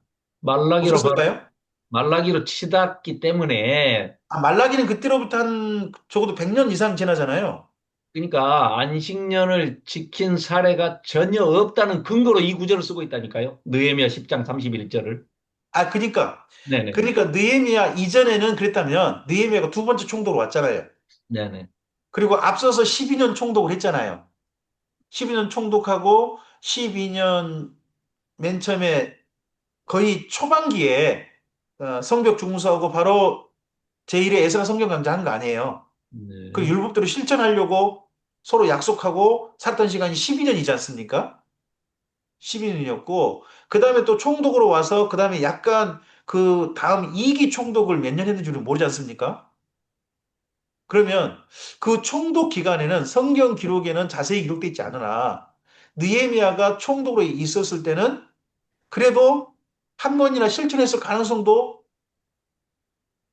그건 우리가 넣어야 되지 않을까 싶은데요. 2기 총독 그때 정도에는. 그리고 그 말라기는 사실 느헤미야로부터 해가지고 120년 정도 후잖아요. 100년은 넘어가잖아요. 그렇다면 그 기간 중간에는 이제 물론 저 이제 말라기까지는 완전히 안 지켰을 가능성이 있겠습니다만 그 앞서서 한 2년 만에 11조도 안 하고 다 그렇게 한 거 보니까 뭐 느헤미야 없을 때 지켰겠습니까? 그래도 2기 할 때라도 지켰을 가능성. 만약에 뭐 7년 넘게 그렇게 총독으로 있었다면 그건 충분히 염두를 둬야 되지 않을까요? 그렇게 말씀하시니까 그런 생각도 드네. 느헤미야가 그러려 그러다가 실권하지 않았을까? 아하, 실권까지. 뭐 하여튼 어차피 성경에 안 나와 있는 얘기 지금 하시는 거 아니에요? 그다음이 없죠. 아, 맞아요. 그다음이 없죠. 아, 다양한 가능성은 있네요. 다양한 가능성보다 그 다음에 어디로 이어졌는가를 보면 그냥 광주 거쳐서 대전 간다니까요. 아, 광주 안 어쨌든 거치고 내가 대전을 니에미아 지나고 갔다가 난 다음에 100년이잖아요. 아니 아주 특이한 케이스로 낙하산 타고 대전으로 뚝 떨어졌다가 걸어서 다시 광주로 올 수도 있겠죠. 목포에서 가자면 그 상식적이지가 않다 이 말이에요. 어, 에스라 느헤미야 다음에 말라기로 이어지는 이 시대적인 배경과 그 성경을 기록한 목적과 그 당시의 상황을 쭉 설명을 하고 있는데 이 느헤미야가 10장 31절에서 이거는 제발 이렇게 해보자라는 얘기고 그 네. 하소연이 말라기 때 아이고 제사 드리는 것도 싫어 귀찮아 이래서 성전 문을 닫는 과정이거든요. 그게 지금 말라기의 그 저장 연도를 가지고 뭐 설왕설래 하는데 그건 뭐 내비두더라도 시대는 동시대입니다. 그것만큼 동시대, 동시대. 100년 후잖아요. 동시대입니다. 한참 뒤가 아니고 우리 구약 성경에 배치된 게 말라기가 맨 끝에 배치가 돼서 그렇지 수많은 학자들은 말라기가 오히려 느헤미야서보다 조금 빠를 것이다 이렇게 얘기 주장을 합니다.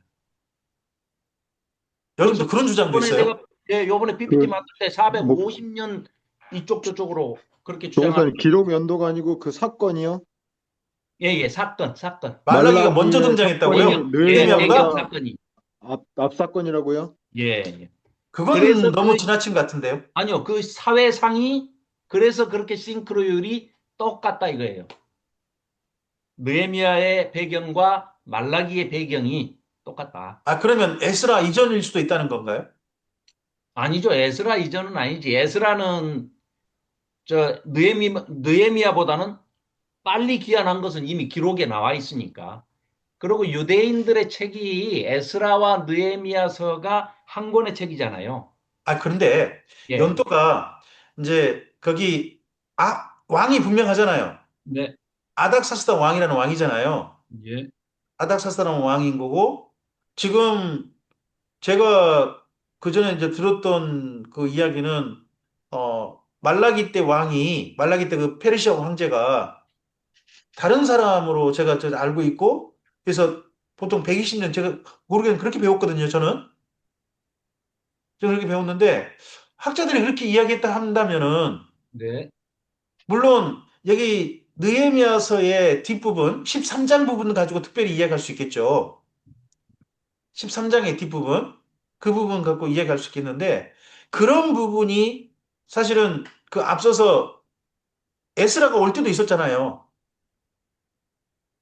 에스라가 올 때도 있었고 네. 에스라가 올 때도 있어가지고 그거 개혁하려다가 그가 가장 기초적인 이방인 여인과 통혼 문제 개혁하려다가 십몇 년 그냥 지나쳐버리고 그 계획 역풍 불어버리고 그런 사건 있지 않습니까? 네.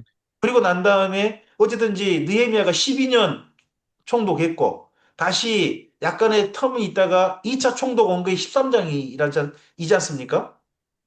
근데 그 가운데서 방금 말씀하신 그 말라기 현상이 네, 우리가 이제 느헤미야서 13장 부분 네.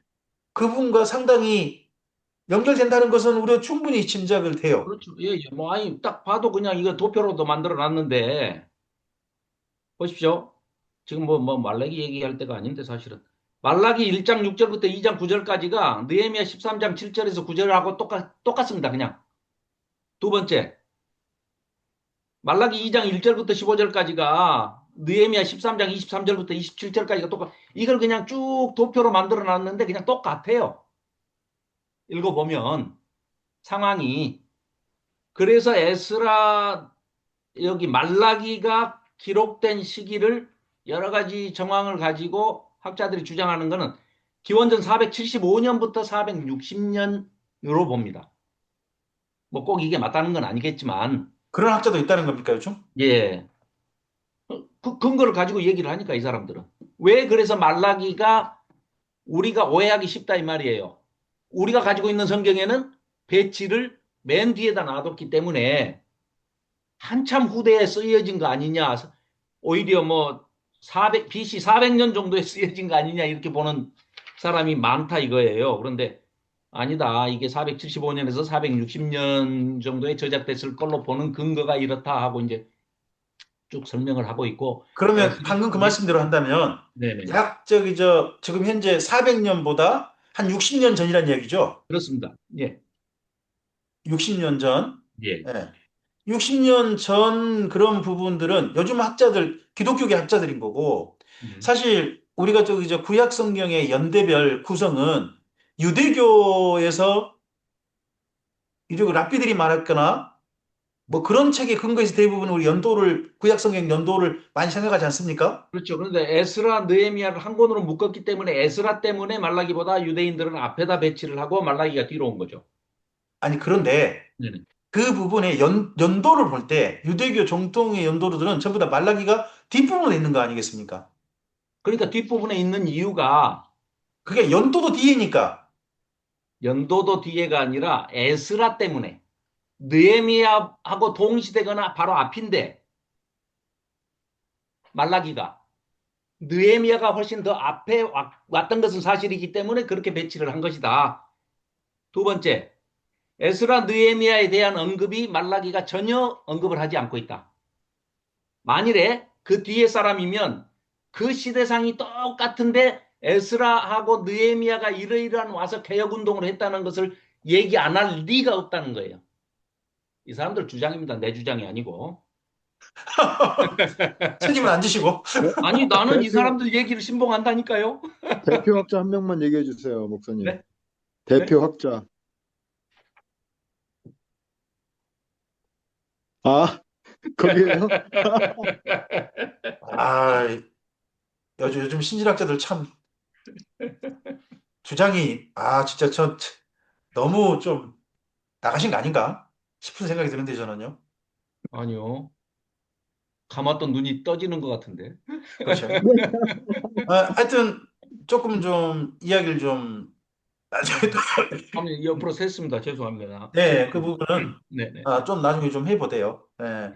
뭐 한번 시간을 내서 네. 거기 또 한번 좀 토론해보는 것도 좀 상당히 흥미로울 것 같긴 합니다. 아, 네네네. 아,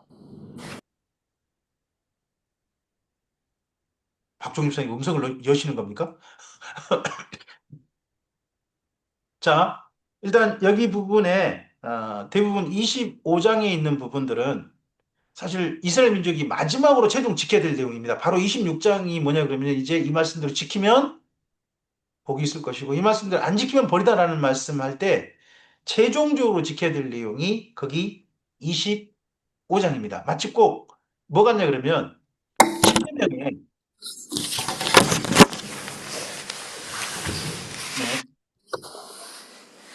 십계명의 뒷부분 가보면 탐내지 마라. 남의 집이나 이런 것들을 탐내지 마라는 그런 부분이 십계명 맨 뒷부분 아니겠습니까? 저는 여기 레위기 25장도 십계명에 마치 꼭 10번째 계명, 거기에 정신의 최종적인 실천 부분, 이스라엘 민족 공동체로서 실천할 부분, 그런 내용으로 이해가 되더라고요. 그런 내용으로. 그리고 보면 토지는 하나님의 것이다. 너희 것 아니다. 이 정신을 늘 가지도록 그렇게 법문상 구성이 되어 있습니다. 근데 이 정신을 이스라엘 민족이 이 이후 가나안 땅에 살면서 실천한 적이 거의 없는 거죠. 실천한 적이 없고, 그리고 그 이후 뭐 바벨론 포로 귀한 자들이 어떻게 했느냐, 그 땅에 대한 이해, 이런 부분들은 예수님 때까지도 뭐 정확하게 실천된 내용이 사실 본문상에 그렇게 나타나진 않으니까, 했다라는 그런 부분이 없으니까요. 이제 그 대신에 제가 좀 생각했던 건 뭐였냐 그러면, 이런 건 생각을 했거든요. 전에 제가 한번 말씀드렸던 것 같습니다. 이때부터 페르시아 때부터 해가지고 귀한 자들의 생활이 페르시아, 헬라, 로마까지 전부 다, 그러니까 식민지인 거죠. 총독이 다스리는 식민지. 항상.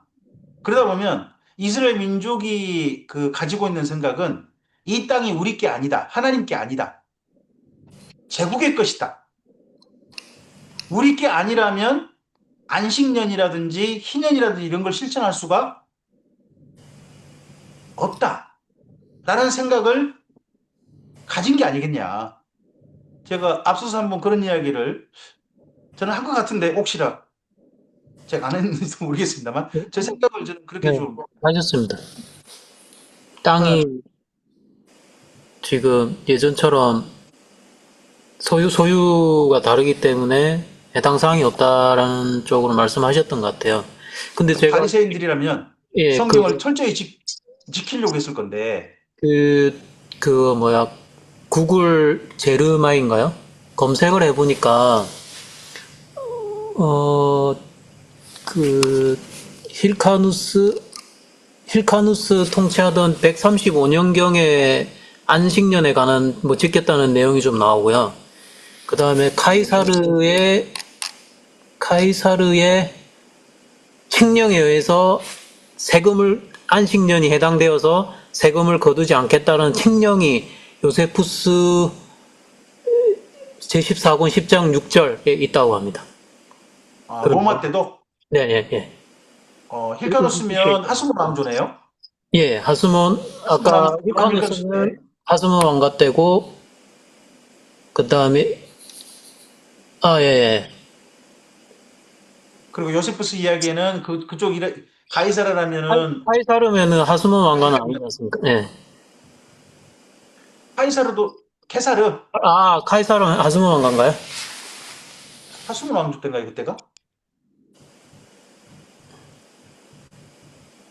아직 헤로드 왕가가 등장하기 전인가요? 카이사르 헤롯이 등장할 때입니다. 헤롯이 등장하지 않습니까? 아우구스투스가 등장할 때면 이미 헤로드 안 가고. 예. 헤로드 안 가고. 그러면 줄리우스 시저 때도 하스몬 왕가 시절이라고 봐야죠. 예.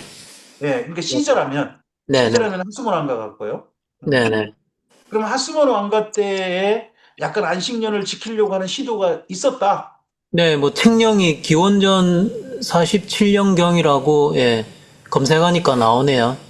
자료는 있다. 그때 카이사르 때 유대 지도자가 힐카누스 2세였고 그런 내용이 있습니다. 네네네. 그러니까 유대인들이 안식년이라는 규례가 있다는 걸 알고 칙령을 내린 것 같아요. 그래서 세금을 경감. 네, 그런 내용이 있습니다. 세금을 면제했답니다. 근데 그게 유대인들 스스로 지키려고 하는 그런 안식년은 아닌 거네요. 로마 제국 약간 좀 은혜를 베푸는 그런 안식년 비슷한 거였네요. 어쨌든 요 기록에 근거하면 유대인들이 지키려고 하는 그런 제도가 있으니까 아무래도 로마가 포용적인 정책을 좀 펼잖아요. 그래서 그걸 배려해서 이런 칙령을 내린 것으로 기록이 있는 걸 보니까 성경이나 일반 다른 역사책에 자주 등장 기록이 없지만 안식년을 아예 안 지켰다는 거는 이런 내용이 있는 거 보면 로마인들이 알 정도면은 지킨 게 아닌가 추론이 가능할 것 같습니다. 네네네네. 그러면 아까 에스라 느헤미야 때도 가능성이 매우 높지 않을까. 가능성이 충분히 네네네. 있을 수 있다. 네, 그런 기록은 없지만. 그러니까 희망적인 그 관측을 하는 거는 좋은데 성경에 전혀 기록이 없는 것은 성경의 목적에 반하는 그런 행동들을 했기 때문에 성경이 오히려 강조하고 있는 것은 안 지켜서 너희들이 포로 잡혀갔다. 이 얘기를 지금 강조하고 있는 거예요. 근데 성경에 없는 거를 다른 데서 근거를 가져와 가지고 성경에 없는 것을 있는 것으로 우리가 추측을 하자. 그건 네. 굉장히 위험한 생각입니다. 요세푸스 같은 두 경우는 번째. 역사책이고 카이사르 두 번째. 천년 같은 경우도 두 번째, 들어보세요. 예, 예. 두 번째, 메소포타미아나 헬시나 이집트나 이런 모든 데서도 희년 제도와 비슷한 고대 근동사를 읽어보면 왕들이 일부러 환심을 사기 위해서 그런 선포를 많이 합니다. 하고 있었어요. 역사 기록에 무지무지하게 많이 나와요. 그거는. 그런데 이스라엘이 지켜야 하는 희년 제도와 안식년 제도는 레위기 25장이나 신명기 14장에 나오는 이런 제도는 그들과는 질적으로 차이가 다르다. 땅에 대한 어떤 그 뭐 돌려줘라 뭐 이런 게 아니고 관계를 회복해라. 약자를 배려해라. 왕이 정치적인 목적으로 왕이 어떤 이해관계를 따라서 왕의 소유인 땅을 가지고 역사적으로 정치적으로 막 이렇게 임의적으로 하는 것이 아니고 이거는 정기적으로 하나님의 명령에 의해서 정기적으로 행해야 할 것을 너희들이 하나도 안 지켰다. 이게 지금 요점이에요. 그러니까 그걸 비교해서 써놓는 것도 많이 나와요. 제미나이뿐만 아니라 챗GPT에도 똑같은 내용을 한번 넣어보십시오. 그러면은 왕들이 고대 근동에서 심지어는 바벨론도 해요. 바벨론도. 땅을 무상으로 다 원주인 돌려주고 하는 그런 행위들을 일시적으로는 합니다. 그런데 여기서 우리가 중요한 것은 정기적으로 하나님의 명령에 따라서 고정적으로 율법적으로 이걸 시행을 했느냐? 안 했다 이거예요. 그걸 저는 조금 좀 구분을 좀 해야 할 것 같은데요. 예. 안식년은 지키는 흔적이 있어 보입니다. 지금 박종 집사님이 근거로 하는 거 보면 요한 일가로서 하스몬 왕조 아닙니까? 예, 예. 제사장 가문이고 제사장 가문으로서 그다음 지키려고 했다 그러면 안식년에 대한 지킴은 나름 국가적으로 시행도 해보려고 했다는 건 될 수 있는 것 같고요. 그다음에 로마에서도 로마 제국이 거기 안식년 그때 정도에 어떤 세금 감면하고 하는 것이 거의 실제 실행되었다면 이스라엘 민족은 실제로 안식년을 지키려고 했을 가능성이 높을 거 아니겠습니까? 희년은 모르겠습니다. 희년은 지켰다는 저는 근거가 없다고 봅니다. 하지만 안식년은 나름 지키려고 했던 것이 이제 집사님 말씀처럼 바벨론 포로 전에는 도저히 근거를 찾아볼 수가 없는 것 같습니다. 안식년을 안 지켰기 때문에 또는 희년 같은 거 안 지켰기 때문에 그래서 우리가 멸망당하고 거기 예루살렘이 70년간이나 쉼을 넣는다 하는 그런 내용이 있는 거 아니겠습니까? 역대하에. 하지만 바벨론 포로 귀한 이후에도 안 지켰느냐 하는 부분은 아까 느헤미야서의 일부러 본문이 인용이 돼 있잖아요. 네. 느헤미야가 인용을 했습니다. 총독으로 온 사람이. 이제 임기를 시작한 사람이. 그러면 느헤미야 임기가 몇 년인지 모르겠습니다. 뭐 정동선 목사님 말씀처럼 실시하려다가 역풍 맞아가지고 잘렸을 가능성도 있긴 있겠죠. 그럴 수도 있겠죠. 하지만 말씀을 근거로 그렇게 안식일에 관련돼 가지고 안식년까지 이야기하는 게 보인다면 느헤미야가 적어도 총독으로 있었다면 느헤미야는 실시했을 걸로 보입니다. 느헤미야는. 그리고 그런 것들이 적어도 근거가 돼서 물론 말라기 같은 그런 시대가 그 이후에 오지만 나중에 하스몬 왕조라고 하는 왕조가 세워질 때는 또 이걸 다시 또 어찌든지 바리새인들과 합쳐가지고 해보려고 하는 그런 시도도 있었다고 봐야 되는 거 아니겠습니까? 그러니까 제가 던진 질문에 대한 답입니다. 이거 챗 GPT에다가 이제 넣어보면 네. 질문과 답이에요. 저는 성경 안에서입니다. 성경 안에서예요.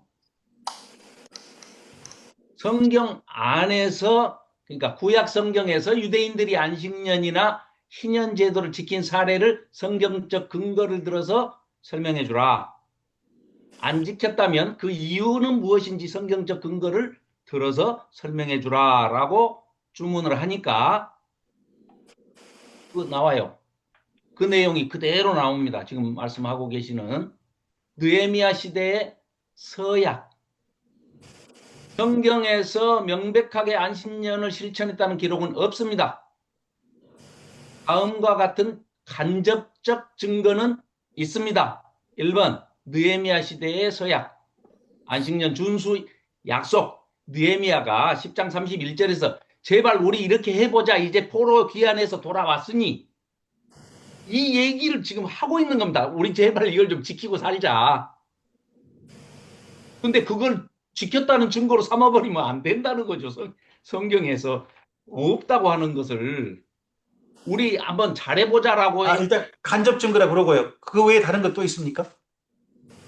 실제로 지켰다고 볼 수 있는 간접적인 시기. 네. 요세푸스 기록에는 기원전 2년 하스몬 왕조 시기에 네. 안식년을 지킨 흔적이 언급되지만 이는 구약 성경 범위를 벗어나므로 참고 수준일 뿐입니다. 이렇게 나와요. 그러니까 성경은 아니지만 참고할 내용은 된다는 거 아니겠습니까? 예, 요세푸스 기록에 방금 지금 찾은 기록은 지금 얘기를 똑같이 하고 있어요. 근데 그것도 내용이 저는 그렇게 생각을 하죠. 성경이 지향하는 바하고 다른 증거를 찾아내가지고 우리가 그걸 가지고 불필요한 논쟁을 뭐하러 하냐 이 말이에요. 성경이 지향하는 바는 안식년이고 희년이고 이걸 하나님이 하라는 걸 안 지켜가지고 포로 잡혀갔다가 지금 돌아온 이런 고초를 겪고 있는 이 마당에 성경에 전혀 없는 근거를 역사서에서 찾아가지고 혹시 지켰을지도 모르지 않냐? 그걸 찾아서 뭐를 하겠다는 거예요?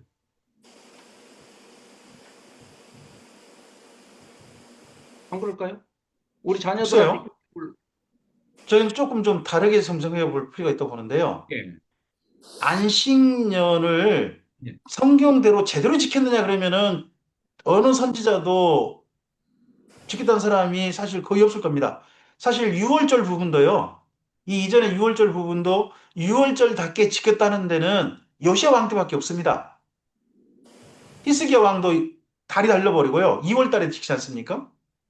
그래서 성경대로 유월절을 지켰던 사람은 요시야 왕이다. 하지 않습니까? 성경대로를 빼고 질문을 해도 지킨 적이 없다고 나온다니까요. 일단 유월절 부분도 그러지 않습니까? 그렇게 질문을 하면 그건 답을 부정하는 답을 요구하는 것이죠. 그거는 성경대로 완벽하게 뭐 이런 얘기를 하면 성경과 역사 속에 실제 안식년을 이스라엘 민족이 지킨 흔적도 기록이 있다면 그 기록도 우리는 참고를 해야죠. 참조를 해야 한다고 봅니다. 나는 가령 그런 기록마저도 없다면 이스라엘 민족은 특히 바리새파들 주도하는 그런 시간 속에 안식년을 아예 잊어버렸다. 자, 그러면은 제가 이렇게 말씀드려볼게요. 그렇게 이제 할 수 있겠습니다만은. 성경 기록과 반대되는 것을 지금 찾고자 하니까 내가 이렇게 말씀드려볼게요. 얘네들이 유대인들이 하스몬 왕조 때 세금 내기 싫어요. 안식년 지키지도 않으면서. 그래서 내기 싫어서 율법을 핑계 삼아서 야 우리 이렇게 율법에 안식년 지키라고 돼 있어 하는 법조항을 가지고 얘기하니까 니네 그런 게 있어? 하고 봐줬을 수도 있어요. 그 기록을 얘기하고 있는 것일지도 몰라요. 그 박주홍 집사님이 한 군데 문서 자료 조금 그 채수로 올리신 게 있던데 나중 맨 뒤에 어디 거 인용하셨죠? 유대고대사 뒤에 하는 게 이 문장은 로마 최고 권력이었던 카이사르가 로마 율법의 휴경 규례를 공식적으로 인정했음을 보여줍니다. 배경, 유대인들은 7년째 농사를 짓지 않아 수확물이 없으므로 로마 정부는 수확량이 없는 해에 세금을 징수하는 것이 부당함을 인정한 것입니다.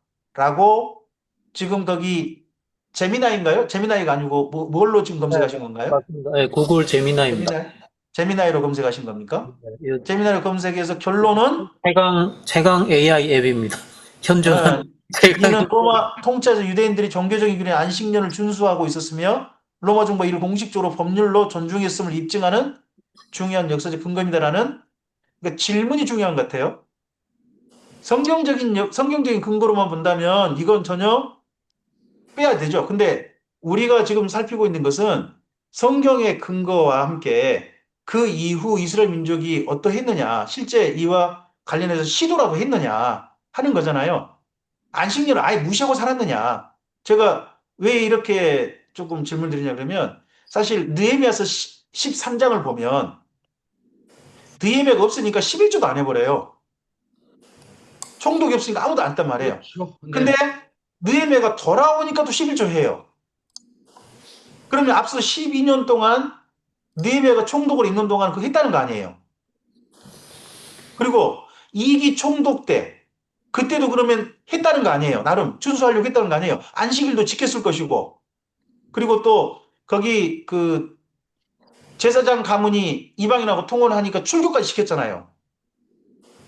그럼 느헤미야 때는 적어도 이게 느헤미야가 그 13장에 있는 내용대로 총독 일들을 실제 했다는 거 아니겠습니까?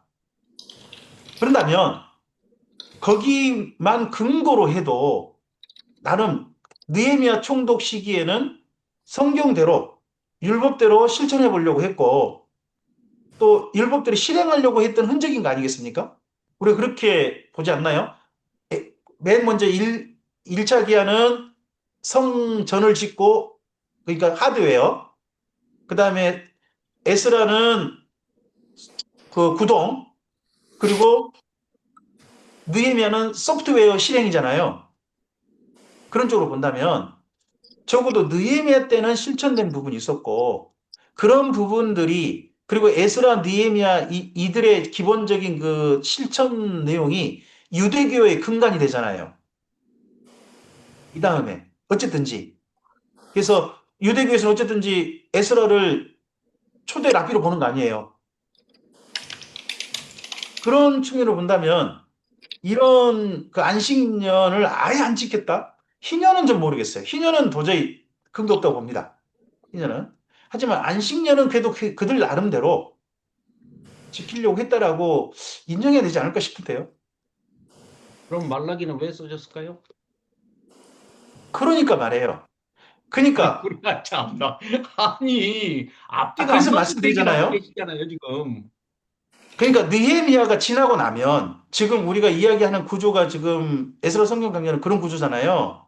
느헤미야가 죽고 난 다음에 또 본래 그런 사람은 돌아가 버린 것이다. 그때 정도 하나님 마지막 보낸 선지자가 말라기 아니겠느냐. 이렇게 우리가 보는 거 아닙니까? 근데 지금 학자들은 느헤미가 살아서 그렇게 막 채근을 하고 막 감독을 하고 하니까 잠깐 지켰다. 그게 무슨 의미가 있을까요? 아니 네. 일단 지켰다고 한다면 지켰다고 하고 그다음에 그 이후에도 안식년을 적어도 지킨다고 하는 나름 근거가 있다면요. 저는 그건 인정해야 한다고 봅니다. 아예 안 했다고 굳이 말할 필요 없잖아요. 근거가 매우 매우 빈약한데 그걸 가지고 뭐를 인정하자는 거예요? 성경의 반대를? 아니 네. 기왕이면 결정적인 어떤 성경에 나와 있는 네. 간접적인 제시라도 있으면 우리가 성경 기록 목적에 네. 부합하더라도 이런 기록이 있는데 왜 이랬을까 하고 연구를 해볼 필요가 있겠지만 논쟁을 할 필요도 있겠지만 근거가 없는데 성경을 부인하고자 하는 얘기를 자꾸 찾는다는 게 나는 그게 성경을 부인하는 거라고 생각하지는 않습니다. 아니 지금 어떻게 해서든지 이스라엘 백성들이 희년 제도나 안식년 제도를 네. 지켰다라고 지금 하고 싶은 거 아니에요. 희년제도 지킨 근거는 안 보인다니까요. 그럼 그거 빼고 안식년을 지켰다는 근거를 안식년은 나름 하고 싶은 거 아니에요. 실행시키려고 하는 사람도 있었고 적어도 느헤미야는 실행시키고 싶었다는 거 아니겠습니까? 느헤미야가 하자고 주창을 했지 실행을 했다는 근거는 성경적으로 아무 데도 없다니까요. 그러면 집사님께서는 느헤미야 때도 안식년은 느헤미야가 주장한다 할지라도 실행되지 않았을 것이라고 보시는 거죠? 그래서 암흑기로 돼서 말라기 때 성전 문을 아예 닫아버린 것 아니냐. 이래서 고초를 잠깐만요. 당하게 된 것이 하스몬 왕조로 넘어가는 거죠. 그러면 느헤미야 때 정도의 말라기가 등장했고, 느헤미야도 와도 안 되니까, 느헤미야 때 이미 말라기가 등장해서 문 닫은 거다. 그렇게 봐야죠. 저는 그렇게 보기보다는 느헤미야가 죽고 난 다음에 또는 사역을 멈추고 난 다음에 다시 돌아가 버려서 그때 말라기가 보냄받았고 하나님 도저히 안 되겠다 해서 구약에 문을 닫았다 그러니까 하는 게 연대는 놔두더라도 그렇게 봐도 마찬가지라 이거예요. 그렇게 본다면 예. 일단은 억지든 어쨌든 간에 사실 11조도 억지로 한 거잖아요. 느헤미야 때. 느헤미야가 있으니까. 그리고 느헤미야가 있으니까 억지로 지금 이방인과 그러니까 별별한 거 제 얘기는 아니에요. 그거예요. 억지로 느헤미야가 살았을 때 잠깐 했던 것이 무슨 의미가 있어서 그걸 이렇게 길을 쓰고 우리가 찾아서 해야 되냐 이 말이에요. 그러니까 아예 지키지 않았다라고 그냥 말할 필요가 없다는 거죠. 굳이. 왜 그렇게 말하지 굳이 말자. 말하냐는 이거죠. 그럴 그러면 필요는 말라기가 없지 성명이 안 않습니까? 근거가 되는데 있다면 아니 나름 역사 하나님이 속에 그러면은 아주 인색한 하나님이 돼버려요. 그래 왜 그래요? 나름대로 뭘 해보려고 하고 있는데 성전 문을 닫으라고 그러면서 분노 조절 당해 할아버지처럼 막 화를 내고 그냥 성전 문을 닫아버리냐 이거예요. 나름 하려고 하는데 이스라엘 백성이 거기 말라기에 안식령 관련된 이야기가 있나요? 없잖아요. 제사 그쪽 이야기 드리는 없잖아요. 것도 권태스럽다고 할 정도인데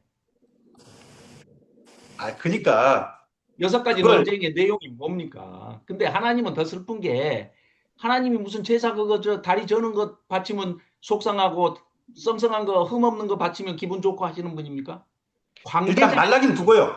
예, 집사님 우리 말라기는 두고 지금 여기 25장에 안식년 희년 부분 아니겠습니까? 예, 아예 지키려고 했느냐 안 했느냐 지금 그거 지금 따지는 거 아니겠습니까? 예, 그러면 희년은 어디를 봐도 전 지킨 흔적 없다고 봅니다. 예, 지키려고 아예 흔적도 없고 강제라도 지켜둔 흔적이 없다고 봅니다. 예. 하지만 안식년 부분은 강제든 아니면 그 바리새인들이 전체적으로 어쨌든지 이스라엘 민족에게 강요를 했든지 간에 지킬 흔적은 나름대로 있었다. 안식년은. 그 안식년 부분을 뭐 그 다음에 여기 말고 난 다음에 지켰냐 안 지켰느냐 이야기는 성경에 없잖아요. 그러니까 단 지키려고 했다라고 지금 얘기하시는 것이 느헤미야서 10장 31절을 갖고 얘기하시는 거잖아요. 거기와 함께 네. 역사서 속에 요세푸스서라든지 이런 데 있는 거 아니겠습니까? 그거는 시대가 이제 달라도 한참 몇백 년 후의 일이고 그러니까요. 350년 구약에서 후의 일인데 지금 우리가 하는 이야기는 이때로부터 해서 우리가 지금 저 바벨론 포로 기한 때부터 해서 예수님 때까지 사이에 안식년을 지켰겠느냐 안 지켰겠느냐 이야기인 거잖아요. 네. 그런 가운데서 아예 안 지켰다라고 굳이 말할 필요는 없다는 거죠. 억지든 어쨌든지 간에. 또 흔적이 성경에는 없다 할지라도 역사 속에 있다면 그러지 않겠습니까? 하여튼 그것이 바리, 하나님의 뜻에 맞느냐 안 맞느냐와 상관없이. 바리새인들이 예수님한테 혼나고 작살은 났지만 근체와 11조와 이런 건 안식일은 열심히 했지 않습니까? 그쵸? 그래서 하여튼 아까 힐카누스 1세 셀류코스 안티오쿠스 7세 때 포위되었을 때 그런 안식년에 관한 기록이 요세푸스에 있고 아까 카이사르 또 그 부분도 있고 그 이제 아무래도 이스라엘 역사 중에 가장 그래도 잘못 하긴 했지만 예수님한테 작살나긴 했지만 율법주의적으로 굉장히 열심히 지킨 시대가 아닌가 그런 생각이 듭니다. 일단 그 부분들에 있어서 성경대로 지켰느냐 하나님의 마음에 맞게 지켰느냐는 한 번도 없다고 저는 봅니다. 저도 그럴 일 없다고 봅니다. 전 심지어 느헤미야 때 11조 느헤미야 때 그 이방인과 결별한 거 그게 정말 자원해서 했겠습니까? 느헤미야 때도 저는 그 자원 아니라고 봅니다. 그러니까 순식간에 느헤미야 없으니까 바로 원상복귀하고 그런 거 아니겠습니까? 예, 더 이상 논쟁은 의미가 없는 것 같고, 네네네. 질문을 한번 해보십시오. 제미나이가 됐든, 챗GPT가 됐든, 안식년을 지키지 않았다는 성경적 근거를 찾아서 설명해줘라고 하면 쏟아집니다. 예, 집사님 말씀하신 대로 창세기부터 말라기까지는 안식년을 지킨 정확한 내용은 없는 것 같아요. 아까 이제 의지 표명은 있는데, 예, 이제 그래도 우리가 역사책을 그래도 좀 어느 정도 뭐 역사책에 따라서 다르겠지만 신뢰도가 요세푸스 같은 경우 또 로마의 기록도 있고 하니까. 박종 집사님이 또 이렇게 질문을 한번 해보십시오. 그 제미나이에게. 예. 이 역사책이 이렇게 기록이 돼 있는데 네. 이게 사실일 가능성과 사실이 아니면 그 근거를 찾아서 설명해줘라고 질문을 넣어보십시오. 또 그 역사 기록이 허위거나 부족하거나 사실에 기반하지 않은 것이라는 답이 쏟아질 겁니다. 그럴까요? 네, 그렇습니다. 저는 장담합니다. 네. 일단 그 부분은 숙제로 남겨드리고요. 여기 집에 요세푸스 25장 부분은 이제 좀 멈추죠. 25장은 저는 그 10계명의 맨 뒷계명, 10번째 계명과 좀 관련있다고 봅니다. 네. 여기 어떻게 보면 레위기가 1장부터 25장까지를 10계명과 연결해서 생각해 볼 수 있거든요. 전체 10계명은 요약판이고 그걸 좀 더 자세하게 기록한 것이 레위기라면 최종적으로 탐내지 마라. 내 이웃을 탐내지 마라라는 10번째 계명하고 여기 25장 계명은 정말 적절합니다. 탐내지 않고 돌려주는 거 이런 쪽이니까요. 이런 부분들은 한번 참고하시고 이제 우리가 성경을 보시면 좋겠고요. 역사적인 부분들 이런 부분들은 또 여러분이 살펴보시고 하셨으면 좋겠습니다. 그리고 난 다음에 이런 말씀 후에 이제 드디어 여기 1장부터 25장까지를 가지고 하나님께서 지킨다면 어떻게 해주시겠고 안 지킨다면 어떤 벌이 온다고 했는지 이제 26장과 마지막 27장 이건 예물 규례라고 해야 될까요? 예물 규례를 해야 될까요? 뭐 하여튼 그쪽 부분으로 우리가 다음 시간에 레위기를 마무리 좀 해가 보도록 하죠. 네, 오늘 여기까지 정도 하겠습니다. 네, 뒷부분에 안식년 희년이 말라기까지 가져와서 우리가 좀 아주 흥미로운 논쟁을 좀 했습니다. 한번 그분 그 비교 본문 있죠? 도입사님, 네. 그 비교 본문 한번 좀 올려주시면 네네네. 함께 좀 읽어보고 반박할 게 있으면 반박하고 또 함께 토론할 부분이 있으면 함께 토론하고 또 그래 봤으면 좋겠습니다. 네네. 네. 전체 정리하시면서 기도해 주셨으면 좋겠습니다. 네. 오늘 뭐 음성 열으셨으니까 박종 집사님 원래 음성 못 여신다더니 음성 여셨으니까 또 제가요? 또요? 네. 여러 번 하셨어요? 아니요. 여러 번 하신 건 아닌 것 같은데 다 여러 번 하셨어요. 네. 네, 마무리도 한번 해주시죠. 감사합니다. 창세기부터 시작해서 또 이제 레위기를 지금 살펴보고 있습니다. 율법서인 레위기 또 이어서 민수기, 신명기까지 살펴볼 것인데 하나님께서 그 율법서를 통해서 우리에게 무슨 말씀을 하시고자 하는 바를 잘 모르는 부분들이 많이 있습니다. 개인적으로 또 읽을 때나 같이 이렇게 토론할 때 하나님께서 지혜와 명철을 더하여 주셔서 멀게만 느껴지는 어렵게 느껴지는 율법서를 정확히 이해하는 시간들이 되어질 수 있도록 인도하여 주시옵소서. 평안한 밤 되게 하여 주시기를 원합니다. 예수님의 이름으로 기도드립니다. 네, 감사합니다.